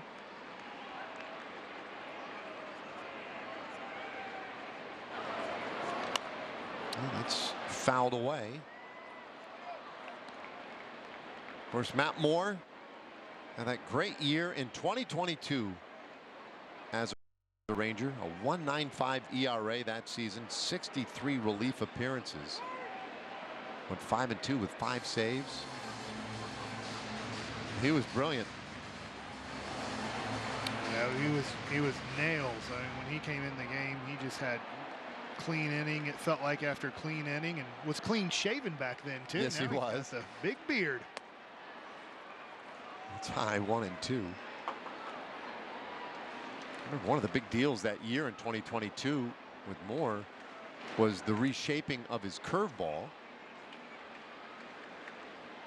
It didn't pop out like a lot of curveballs do, right? When you run at the top of that delivery, a lot of times the ball kind of seems to pop up out of the hand and then make its trajectory down to the base.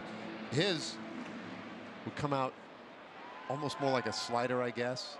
It was hard breaking, it was devastating, and it was something that he had retrained himself to do. This one popped up on the infield.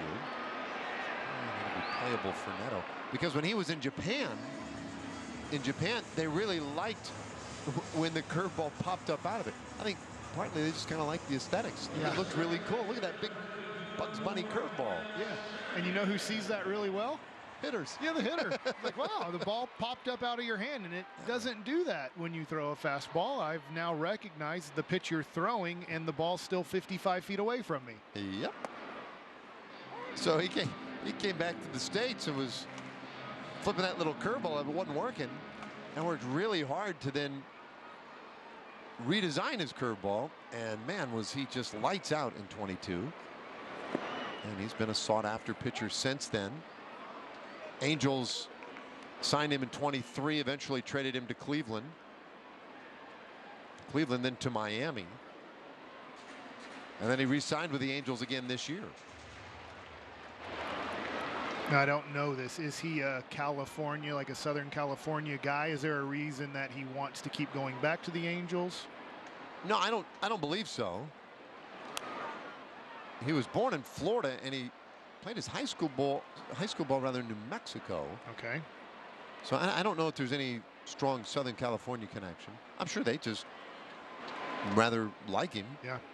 I feel like when you do this, though, as a veteran, you just name the other teams that he went to and then went back to the Angels, that he's going to be, if he has a good season this year in July, he's going to get traded to a contender. In fact, honestly, if he has a good season and you're in July, that might be somebody the Rangers think about. Yeah. I would certainly think so.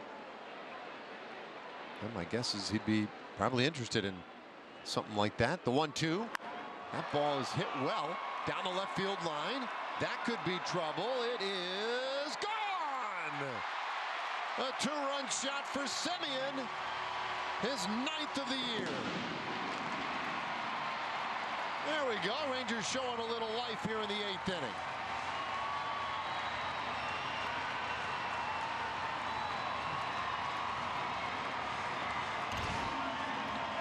There's a changeup from Moore.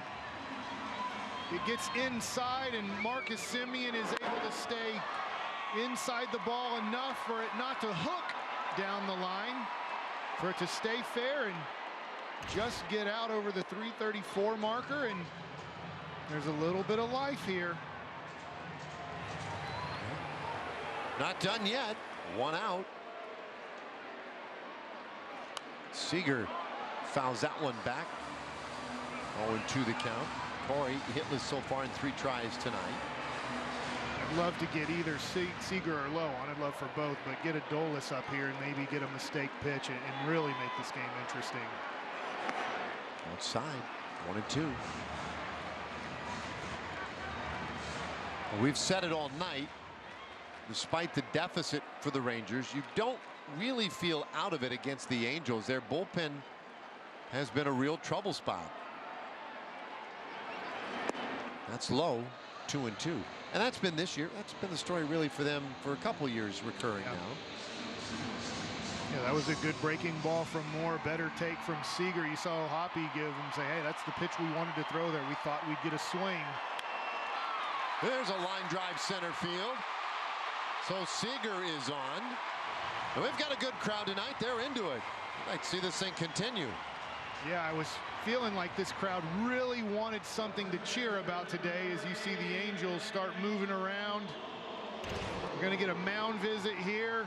Fastball, upper part of the zone, 92, and Seager turns it around, smokes this ball into center field, and now if Nathaniel Lowe can come up big here and find a way to get on base and get a Dolis up, as this is also probably buying time.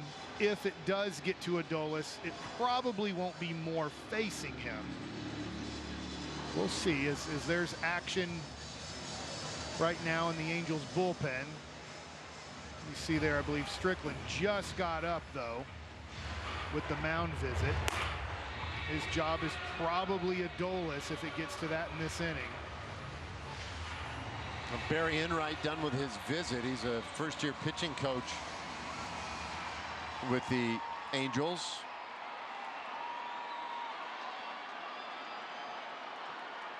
Past couple of years working with the Diamondbacks, and this first pitch way in. Ball 1 on Nathaniel Lowe. He's also 0 for 3. 2 runs across this inning and a runner out there.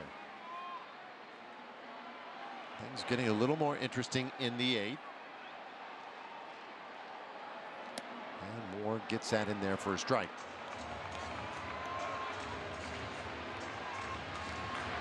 Is Moore's velocity down a little bit? At 91, 92? That's a good question.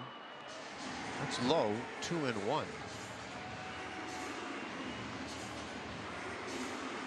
My recall's not sharp enough to recall how that would compare to when we saw him a couple years ago. Very high with that one, 93. So maybe he still has a little bit of the giddy up, but just has trouble commanding it. I'm looking at last year, his average fastball was 94 miles an hour. This year, 93. But he's been 91, 92 more in this game. That's in the air left side and heading foul.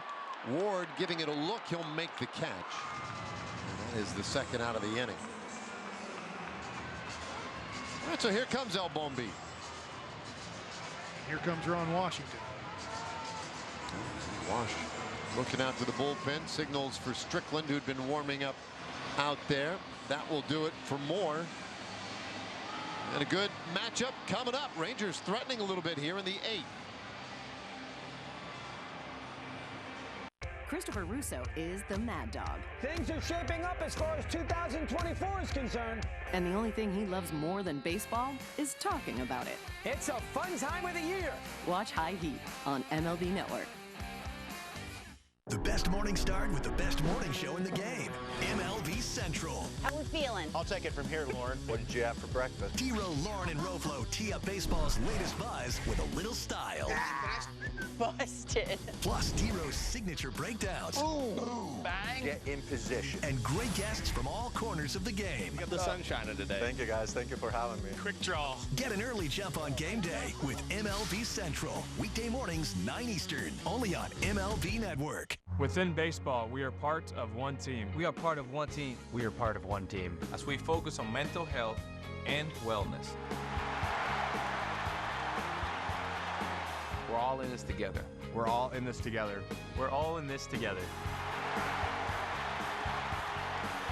So let's be kind to each other and ourselves. It's okay to ask for help. It's okay to ask for help. It's okay to ask for help.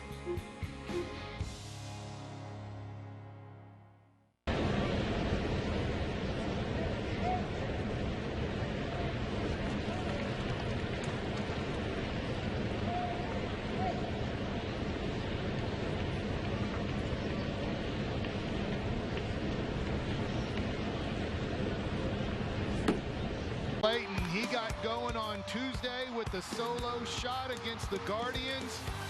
And he followed it up on Wednesday with a 2-run homer, which led to the Rangers' win on the homestand so far. And is coming up in a big situation. I'll tell you what, Dave, we're going to learn that dance if Garcia goes deep here and the Rangers come back and win this game. I'm on board. Hunter Strickland, 35-year-old veteran. And he runs that way in, ball one. You see Strickland on the year with a 2.55 ERA, 190 batting average against.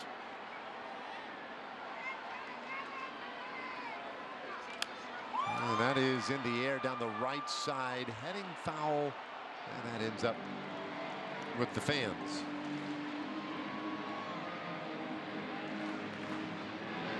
There we go. Let's give a fair ball souvenir here. Those are the best.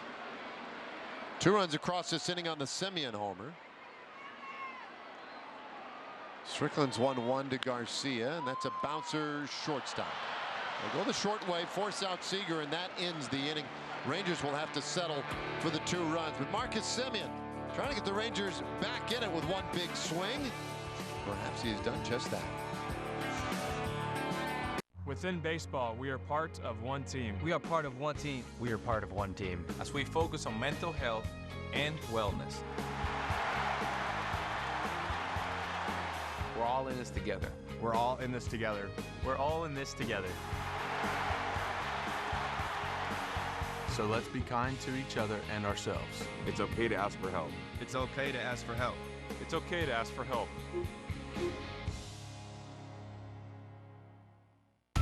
Corey Seager, all eyes on him. He's ready to go. He's aggressive. Here's a dude that swings 52% of the time on first pitches. Corey Seager smashes the ball. The ability to be able to come together and compete every night. You know, that's what it's all about at this point for me. Corey Seager does it again. This guy is doing it all.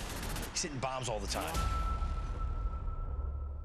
I've given up on trying to get rid of batting average. There's no beating it. Brian Kenny's always thinking about baseball, and he's fired up for 2024. These are the standards by which major leaguers are measured. Watch the show for the thinking fan, MLB Now, on MLB Network.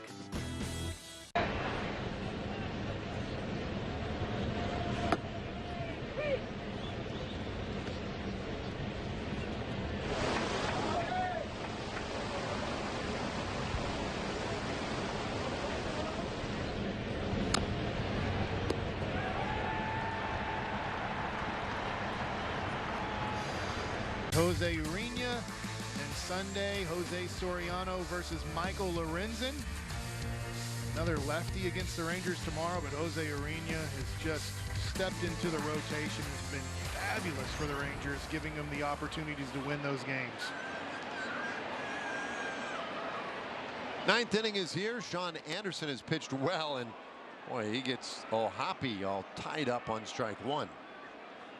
I think he's just happy he didn't get hit right here. He commits to the swing, and that's just such a tough pitch. It reminds me, unfortunately, of that Josh Young pitch early on in the year. That fastball just keeps running up and in. You've committed to a swing, and you can't stop. Well, he came back in again on O'Hoppe and got him to foul that one off. We'll see what he does here.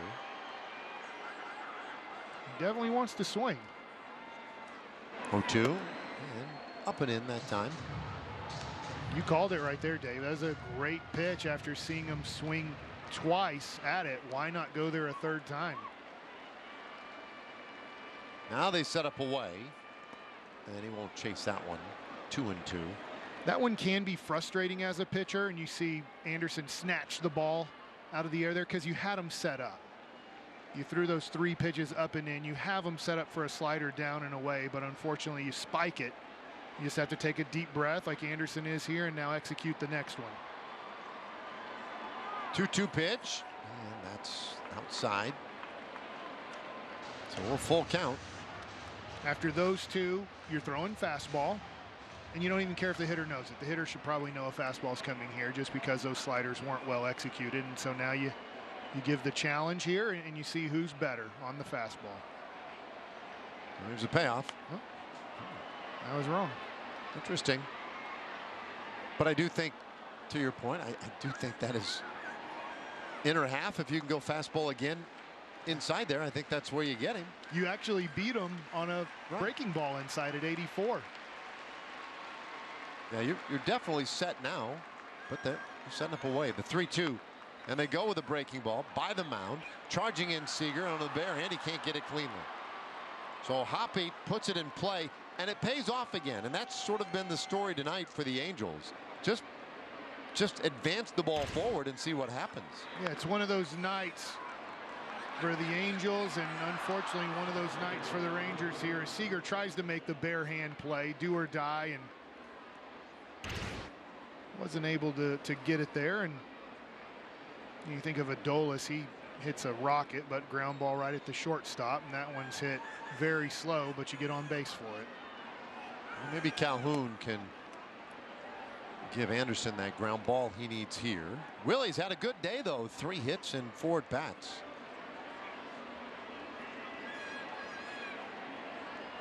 His average continues to bump up. He's up over 350 now for the season. A little tapper foul. You can tell right there, though, with that foul ball, that his balance is there, his timing is there right now. And we saw him with the Rangers. He uses the gaps well. He's not strictly just a pull lefty. His singles today, 1 to center, 1 to right, 1 to left. That is very Willie Calhoun. 1-1. And he fouls it back. And I also, the one thing I think Rangers fans will remember about Willie was he's tough to strike out. Yeah. I don't mean he's going to walk a ton, although he's decent at that. But he doesn't go down very easily on strikes. He's got really good bat-to-ball skills. I'll always remember when he got traded, I think, to the Rangers. He said, "What position do you play?" And he said, 3-hole. Yeah, exactly. 1-2 pitch. And he lines that one into right field. A 4th hit tonight for Willie Calhoun. Wow. First 2 men on in the 9th. Well, Willie has himself a 4-hit day, and that's right where Anderson wanted to throw that slider, but it doesn't matter. When a good hitter, his timing is on, his confidence is high, he's able at times to hit the pitcher's pitch and still get a base hit on it.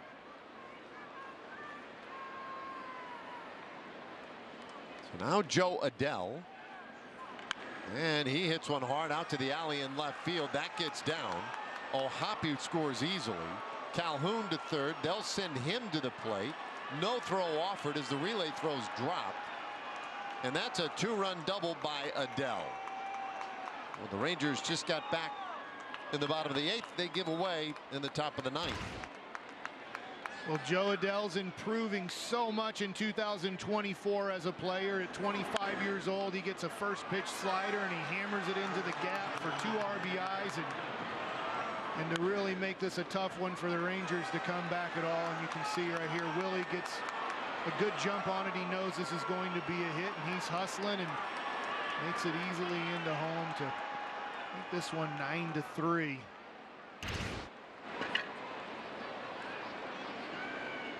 So Anderson may be running out of gas here in this 9th inning, his 3rd inning in relief. And a bouncer at third base. Smith looks at the runner back. Throws out Neto. One away. I say that running out of gas. I guess that'd be kind of silly, given that Anderson was starting at AAA. Yeah, he probably has stuff left in the tank, but to your point, the slider's gotten a little bit flat as the inning has gone on. But right here, you're battling. You're trying to prove to everybody in Major League Baseball and yourself that, hey, I can do this. I can pitch in the major leagues. I've worked my way back up here and just need to execute the pitches and use the fastball that runs in on the hands to righties and the slider that goes away.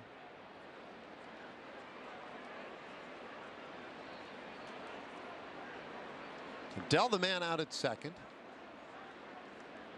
And Paris takes in the dirt. 2-0.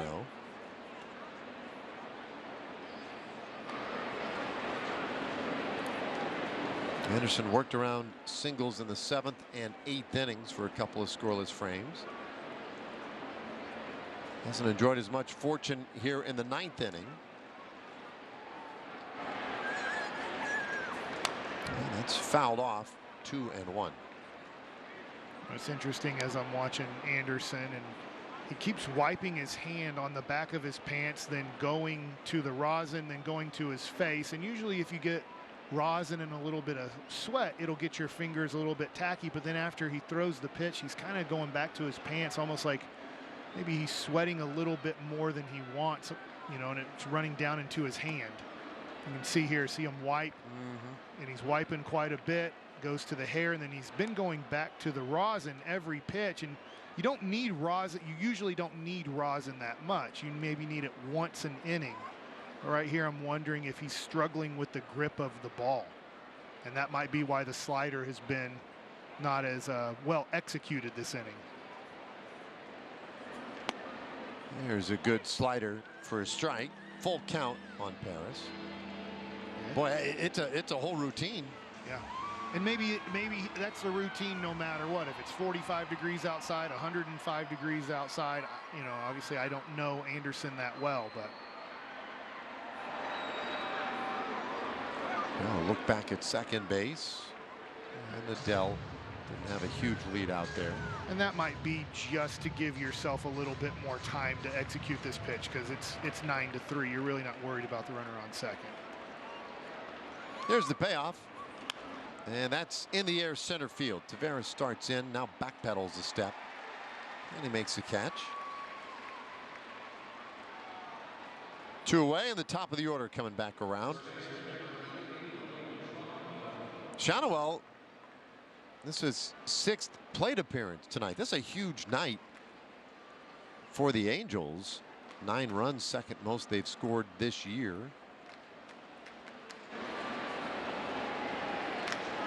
Shannawell getting his 6th at bat. He's 0 for 5. And he'll take right on the outside corner, strike 1. Good chance that Shannawell could end up being a leadoff hitter. You look at him though, you say, that's a pretty good sized dude. 6'4", 220 out of Florida Atlantic. And he bounces that one foul. He's only 22 years old. And he was a first-round draft pick last year for the Angels, 11th selection overall. And within just a little better than a month, he was in the big leagues. Well, and you think of Wyatt Langford here, maybe this is happening more than I think, that these guys are getting drafted out of college and making the big leagues within months of getting drafted. Because I don't think that was really the case 10, 20, 30 years ago. And the thing was, he really handled himself well. Had an on-base over 400 last year. Great plate discipline. Heck, had more walks and strikeouts. He takes in the dirt here, 2-2. Now this year, maybe signs of a little more power early on. But the strikeouts are up just a touch, and his walks have declined a little bit. So I think guys are figuring out ways to pitch him. Has 2 strikeouts tonight, in fact. And you can make it 3. Anderson gets him swinging, and the inning is done. The Angels add a couple, so now it's up to this Rangers offense. Jonah Heim will lead it off when we come.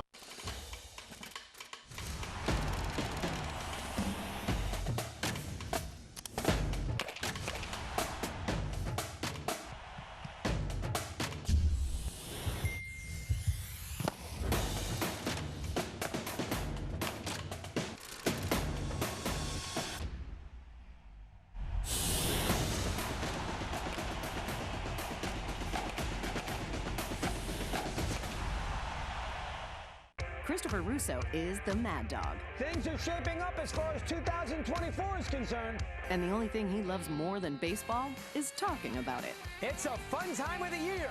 Watch High Heat on MLB Network. The best morning start with the best morning show in the game. MLB Central. How we feeling? I'll take it from here, Lauren. What did you have for breakfast? D-Row, Lauren, and Roflo tee up baseball's latest buzz with a little style. Busted. Plus, D-Row's signature breakdowns. Ooh. Bang. Get in position. And great guests from all corners of the game. Got the sun shining today. Thank you, guys. Thank you for having me. Quick draw. Get an early jump on game day with MLB Central. Weekday mornings, 9 Eastern. Only on MLB Network.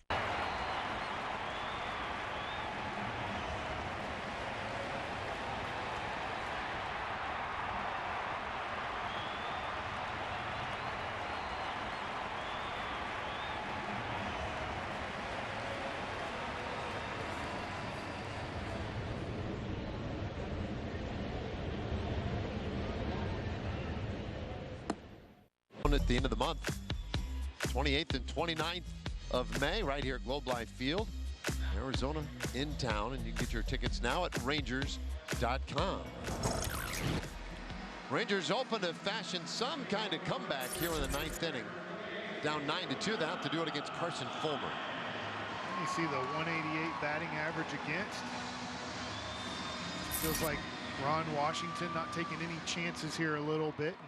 Bringing in a couple guys that he really trusts to finish off this game. Jonah Heim, the batter, and he takes strike one. Heim had the home run in the 2nd inning off the lefty, Tyler Anderson. And fouls that one away. It's 0-2. Looks like Evan Carter may bat for Grossman after Jonah.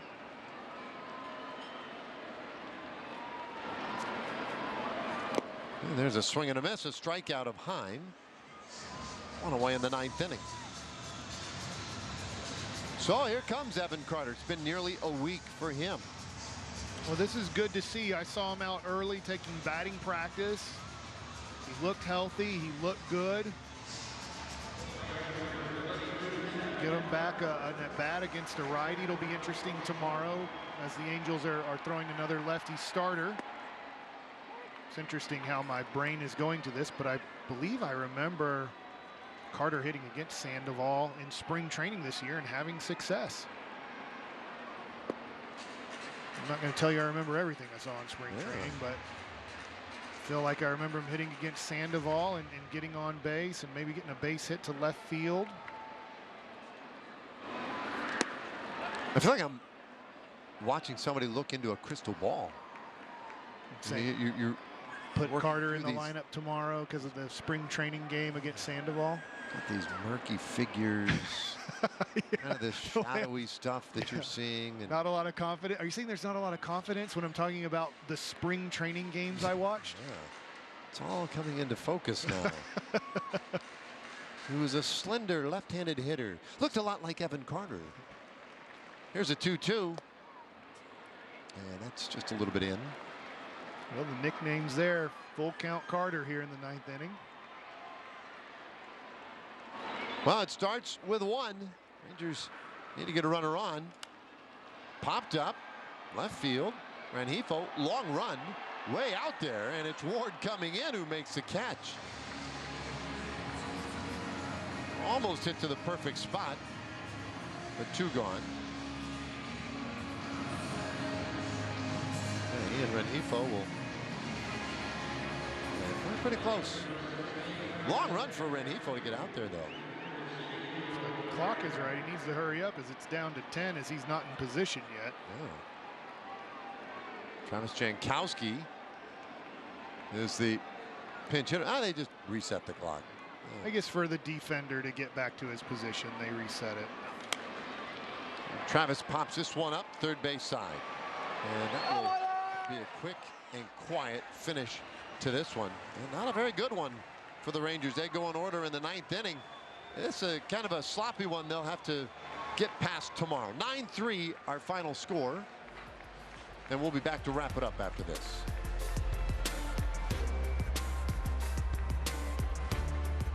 Christopher Russo is the Mad Dog. Things are shaping up as far as 2024 is concerned. And the only thing he loves more than baseball is talking about it. It's a fun time of the year.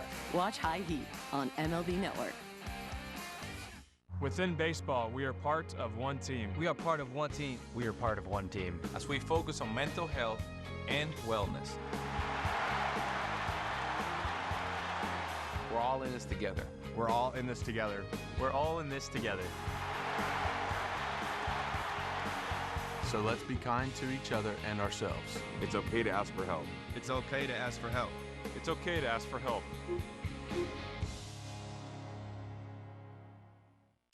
Performance. He is locked in. Passion. There's nobody more important than him. Teamwork. Working together is key. Get inside the game with MLB Tonight. Blanco does it! Throws a no-hitter! Bringing you breakdowns, highlights, and live look-ins to the big moments as they happen. But that was the MVP of the game right there. MLB Tonight. Inside the game all season long. Boom! How fun is this show? Only on MLB Network.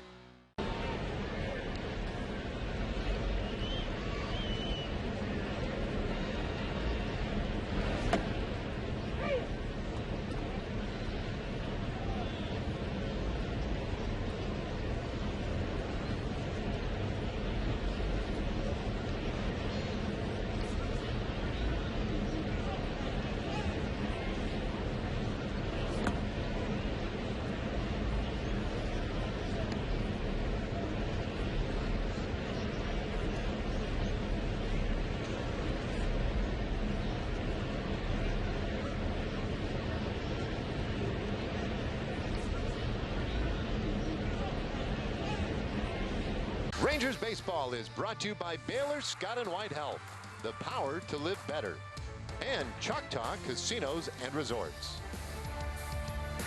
Well, they're not going to be hanging this one in the Louvre anytime soon. 9-3 the final, as the Rangers happy to put this one in the rearview mirror. Look forward to better results tomorrow. For Mike Bassick and Emily Jones, I'm Dave Raymond. Thanks for being with us tonight. Keep it right here. The postgame show follows shortly.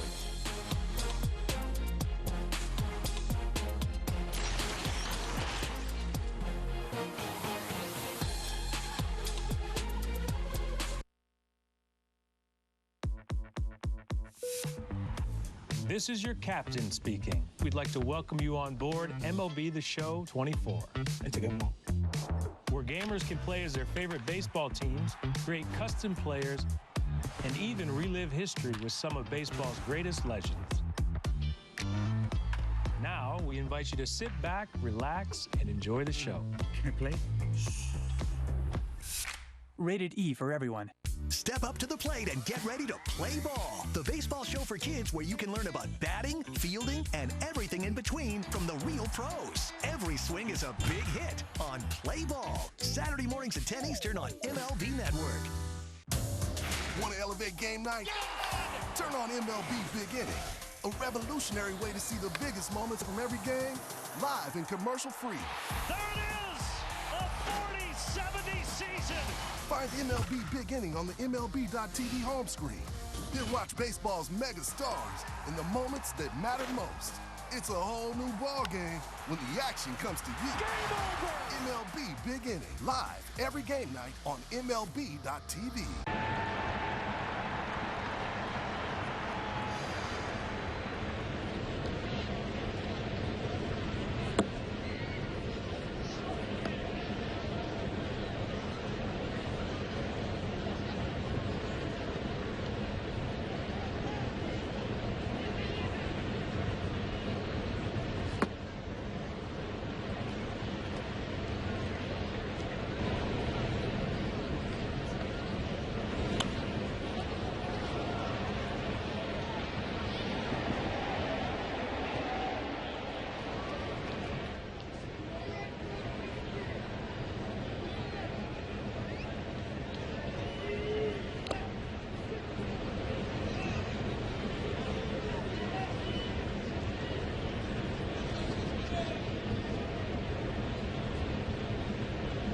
Spectrum Business is made to work for small businesses. Introducing Spectrum One for Business.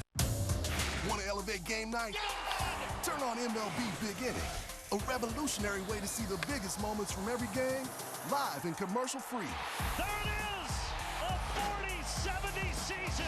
Find MLB Big Inning on the MLB.tv home screen. Then watch baseball's mega stars in the moments that matter most. It's a whole new ball game when the action comes to you. Game over! MLB Big Inning, live every game night on MLB.tv.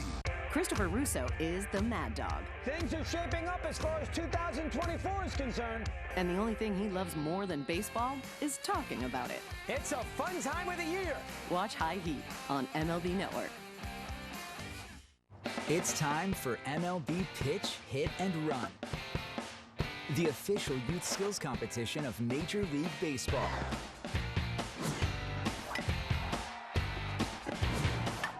Host a local event and give kids in your community a chance to compete in the Pitch, Hit, and Run finals at the 2024 MLB World Series.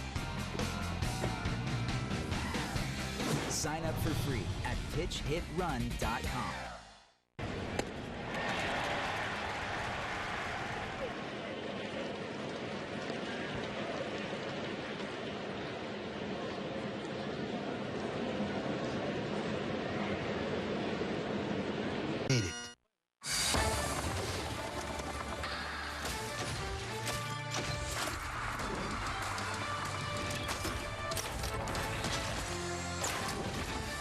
They were back in the win column on Wednesday and then back to 500 today. A loss tonight to the Angels 9-3. We welcome you to our post-game edition of Rangers Live, presented by Frontier. A loss for the Rangers in the first of a 3-game series against the Angels. And tonight was a tough one as we welcome you in, Leslie McCaslin, alongside Mark McLemore, because Mark, you are the doctor of defense. What happened out there to the defense tonight? Well, tonight was definitely an uncharacteristic night played by the Rangers defense. Their missed balls that they normally catch day in and day out 100% of the time, except tonight. Just one of those off nights, and it just seemed to have been quite a few guys. We'll take a look at some of them. Third inning here, Nathaniel Lowe comes in on a little check swing and doesn't get to the runner and then throws the ball away. You got the runner coming home there. We're taking another look at it. Now, when the first baseman leaves to go get the ball, it's pretty much over from that point. You saw Heaney coming through. He was going to pick it up and then flip it to him, and then Nathaniel, it looks like he just didn't have a good grip on it, but that's an error on that play, and that was not something we normally see from the Gold Glover. And then a hard hit ball to Marcus Semien, which typically turns into a double play. Joe Adele can get down the line, so I'm not sure that they would have been able to turn that double play there, but that was one that I know Semien definitely wants back. And then we'll take a look. Neto takes it right after that double play. Didn't get turned. Neto hits a 2-run homer. So that seemed like every time the Rangers made a mistake, the Angels were able to capitalize and score.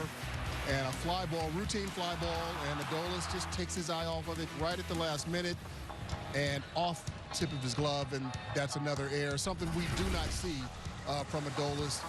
It's just crazy. Now we've got a pickoff, which, man, it was a great throw by Grant Anderson, and Marcus Semien just didn't catch it. I don't know what happened. Maybe it, got caught in the stands behind him, and then here Corey Seager almost makes a great play. Nice sliding play. Does save a run there. There was a runner on second base, so he didn't score from there.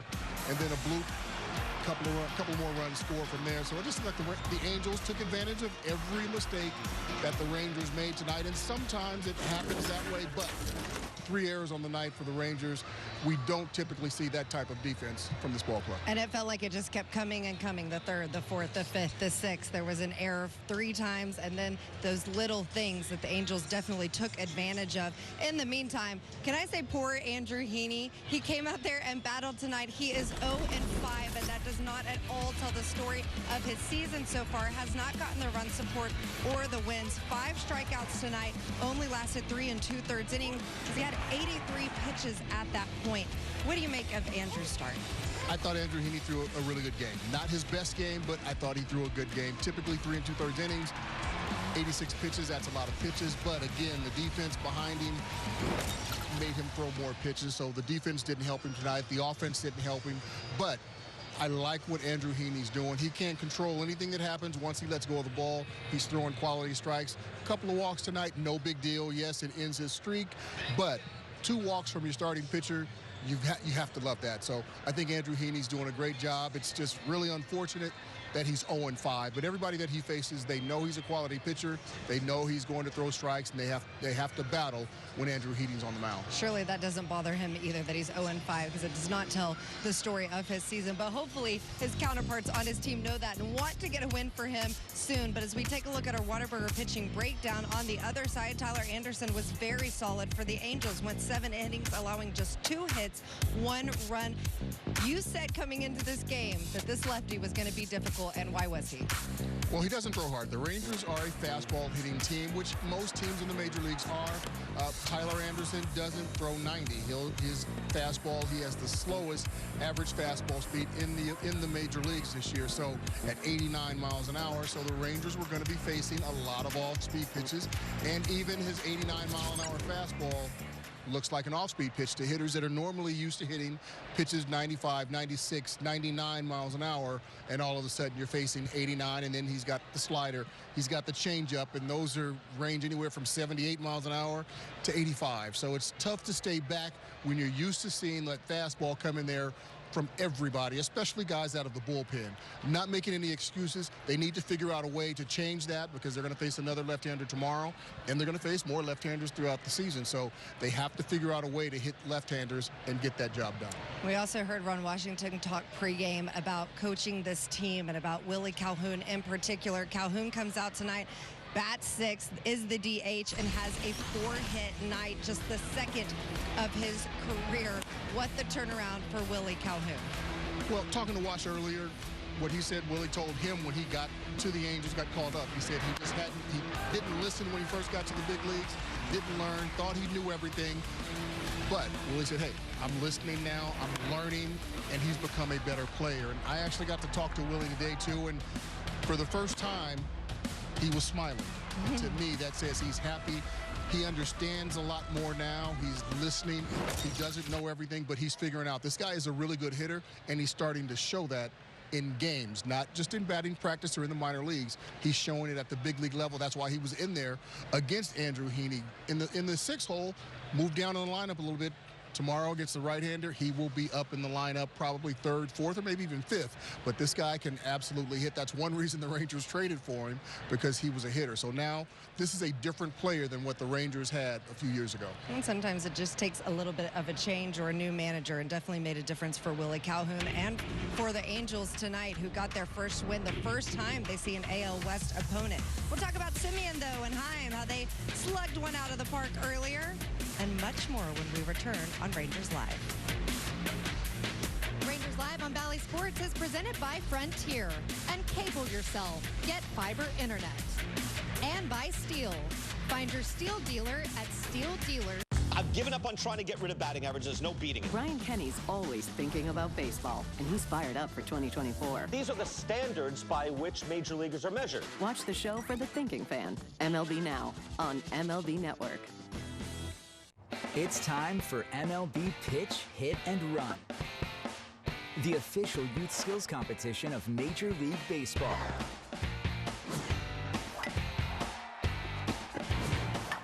Host a local event and give kids in your community a chance to compete in the Pitch, Hit, and Run finals at the 2024 MLB World Series. Sign up for free at pitchhitrun.com.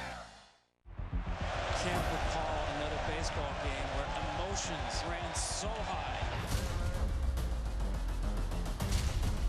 There it is! Fly ball to deep right field. It's out of here! It's gonna go! What a play by Aaron Judge! Experience game-to-game coverage of the night's biggest moments, live and commercial-free. MLB Network Strike Zone, Wednesday and Friday nights all season.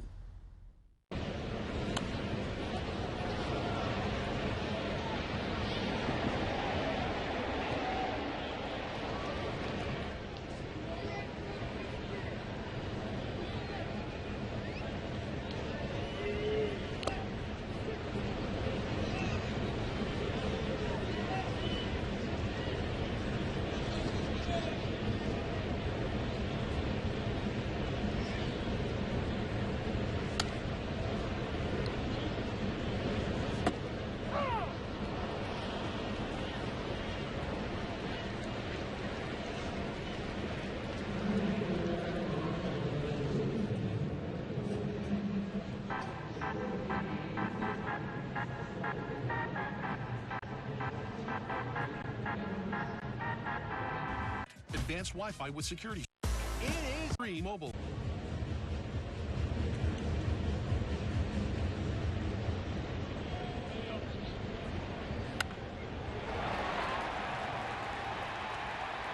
High with a single shot in the bottom of the second, followed up later from Marcus Simeon. Mac, you see that they're coming around offensively. We saw sparks. We saw some sparks. We did see some sparks. We saw some life. A couple of late, runs in the ball game for the Rangers. But the long ball is coming, and I'll tell you what, the long ball will continue to come, and I think they'll start having runners on when this happens. But it's good to see them being able to go deep. Now they've just got to start stringing those hits together. That's going to be the big thing. Can they continue, or can they start stringing those hits together the way they're used to doing? Yes, they definitely needed more of those tonight. Again, the final here 9-3 as we check in with Bruce Bochy, see what he has to say after this loss and our Frontier post-game reaction. Bochy, Andrew has been so good of late. It seemed like he got some bad breaks. What else did you see? You know what? It really pitched better than what it looked like. 2 earned runs there. Pitches caught up with him more than anything. I didn't want to push him too much there. But, I had some bad luck. That's what it was. More than anything, stuff was pretty good. But, just got away from us as the game went. Struggles against lefties continue. Yeah. What did Anderson have today? You're right. I know he's been throwing the ball well, but, we are having our tough times against a left-hander. And they often service too well, did it. But keep battling. That's all you can do. We'll figure out these lefties. Defensively, an uncharacteristic game for you guys. Off night. That's why I said the day often service well. That's unlike us. Make 3 errors there. Just off night there. That's all I can tell you. What's your theory on why you're not hitting lefties? I don't have a theory on it. I'll be honest. It's a team that I think will hit left-handers. I know to this point we haven't done a lot against them, but I think our lefties hit lefties, and we just have not been consistent against them. We've had a few good innings, but overall our numbers aren't very good against them. And you agree that it appears teams are lining up lefties to face you now? Yeah, I don't know that for sure. It just may be the way it's working out. If they're changing their rotation, probably saw in Colorado, when they started block there. But, the numbers are what they are, and teams see that. So I'm sure there's a spot where they can go lefty or righty. They're probably going to throw a left-hander against us. That's fair to say. Hey, Bruce, is there a level of concern about your outfield defense? It seems like. Well, it's been a little sloppy lately. It hasn't been like that all year, but that's something we do have to clean up a little bit. Just tighten things up there. We're a good team defensively. We're a good team out in the outfield. But I agree with you. It hasn't been what we normally are.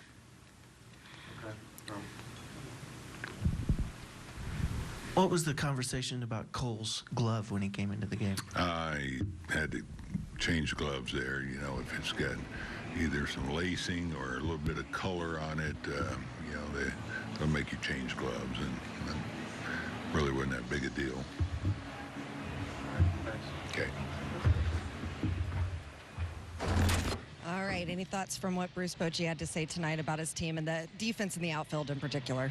Well, he really said exactly what it is. The defense has been, a little sloppy, and they need to clean it up. He knows it, and they know it better than anybody, because there are plays that haven't been made that they normally make. They get made, they know it, and they're going to definitely clean it up. So it's not anything that the players themselves don't know. So hopefully things can turn around tomorrow, and that's what's good about baseball. Tomorrow. There's usually another day. Usually always tomorrow. Not always, but there is tomorrow. So. There is tomorrow. Okay.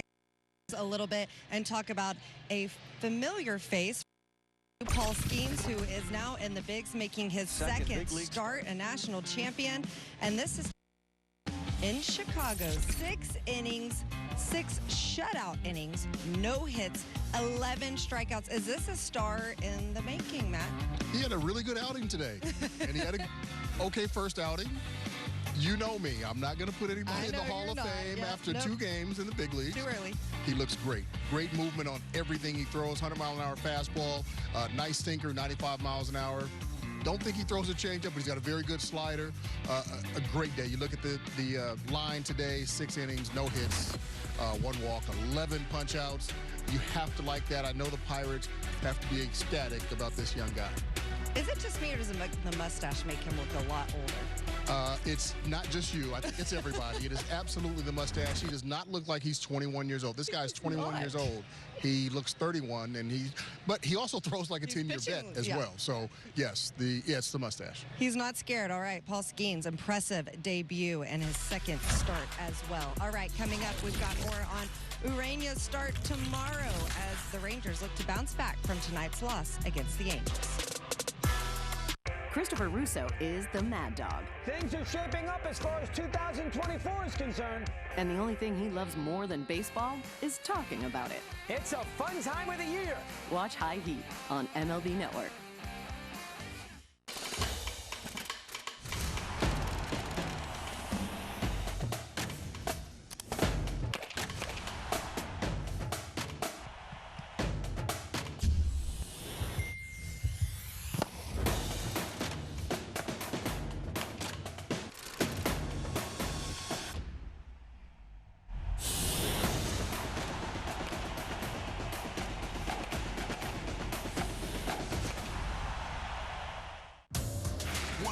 Game night? Turn on MLB Big Inning, a revolutionary way to see the biggest moments from every game live and commercial-free. There it is! A 40-70 season! Find MLB Big Inning on the MLB.tv home screen. Then watch baseball's mega stars in the moments that matter most. It's a whole new ball game when the action comes to you. Game over! MLB Big Inning, live every game night on MLB.tv.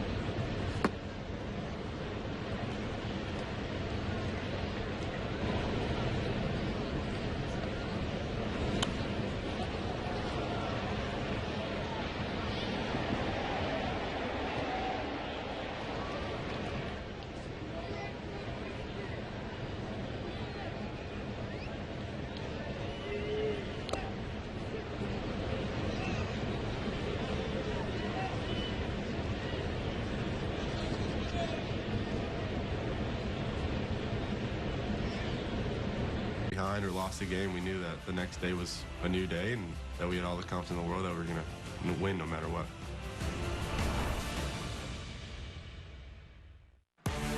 Rangers Live on Bally Sports is presented by Frontier. Uncable yourself. Get fiber internet. And the Xfinity U.S. Gymnastics Championships, May 30th to June 2nd in Fort Worth. Ticket information at fortworthsports.com. Rangers will look to salvage this homestand with a couple of wins this weekend as we take a look at the pitching probables. Patrick Sandoval going up against Jose Ureña tomorrow night, and then Jose Soriano will face Michael Lorenzen on Sunday afternoon. That is a 1:35 first pitch. Urania has been so good in his 2 starts in a position he really wasn't sure he would be in, but because of the injuries has had to step up. And how has he done that, Mac?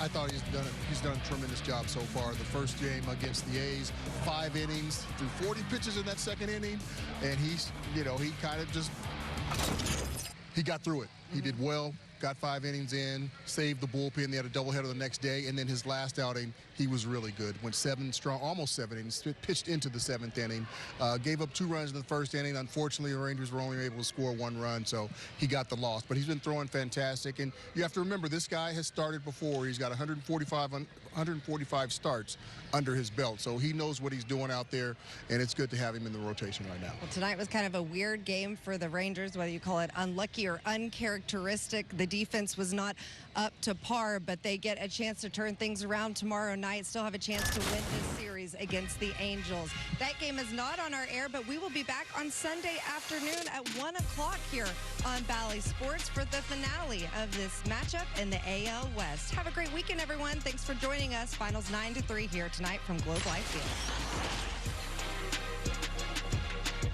Field. It's time to play ball in Texas, and the World Series.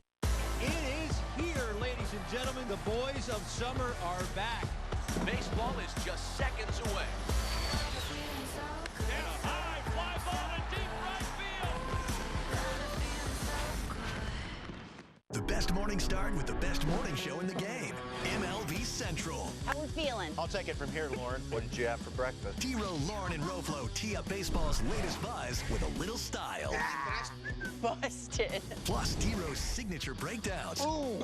Bang. Get in position. And great guests from all corners of the game. Got the sun shining today. Thank you, guys. Thank you for having me. Quick draw. Get an early jump on game day with MLB Central. Weekday mornings, 9 Eastern. Only on MLB Network.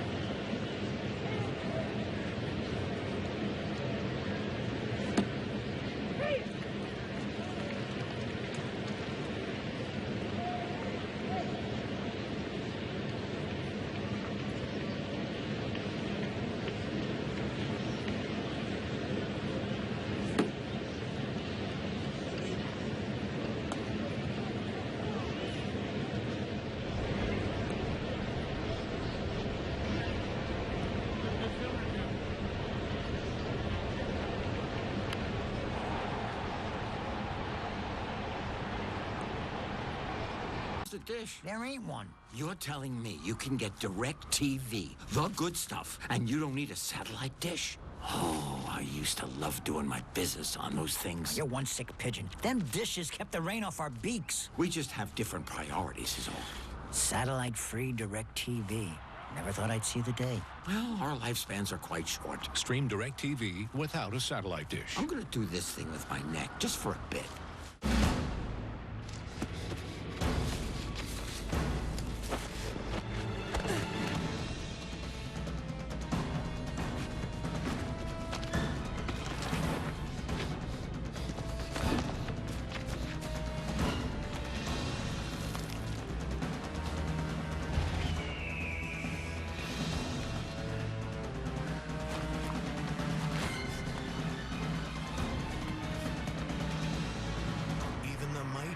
might not see it coming. It's prediabetes, and it captures 1 in 3 adults. You may not even know you have it, but you can escape. Take the 1-minute prediabetes risk test to know where you stand. With early diagnosis, you can change the outcome and prevent or delay type 2 diabetes.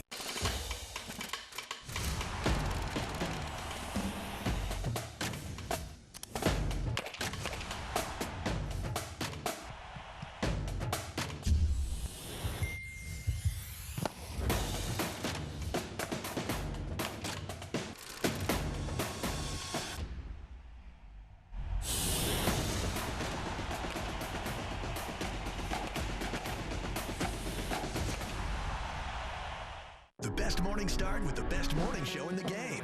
MLB Central. How we feeling? I'll take it from here, Lauren. What did you have for breakfast? T-Row, Lauren, and Roflo tee up baseball's latest buzz with a little style.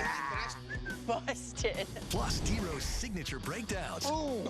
Bang. Get in position. And great guests from all corners of the game. You got the sun shining today. Thank you, guys. Thank you for having me. Quick draw. Get an early jump on game day with MLB Central. Weekday mornings, 9 Eastern. Only on MLB Network.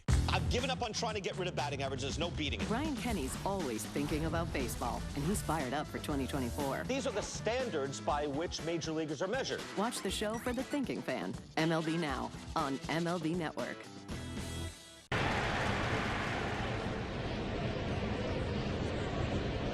No doubt. But what about the law enforcement version of the Texas Rangers, who have been busting bad guys for nearly 2 centuries? On this edition of Players Take, we'll find out who the guys think would make the best real-life Texas Ranger.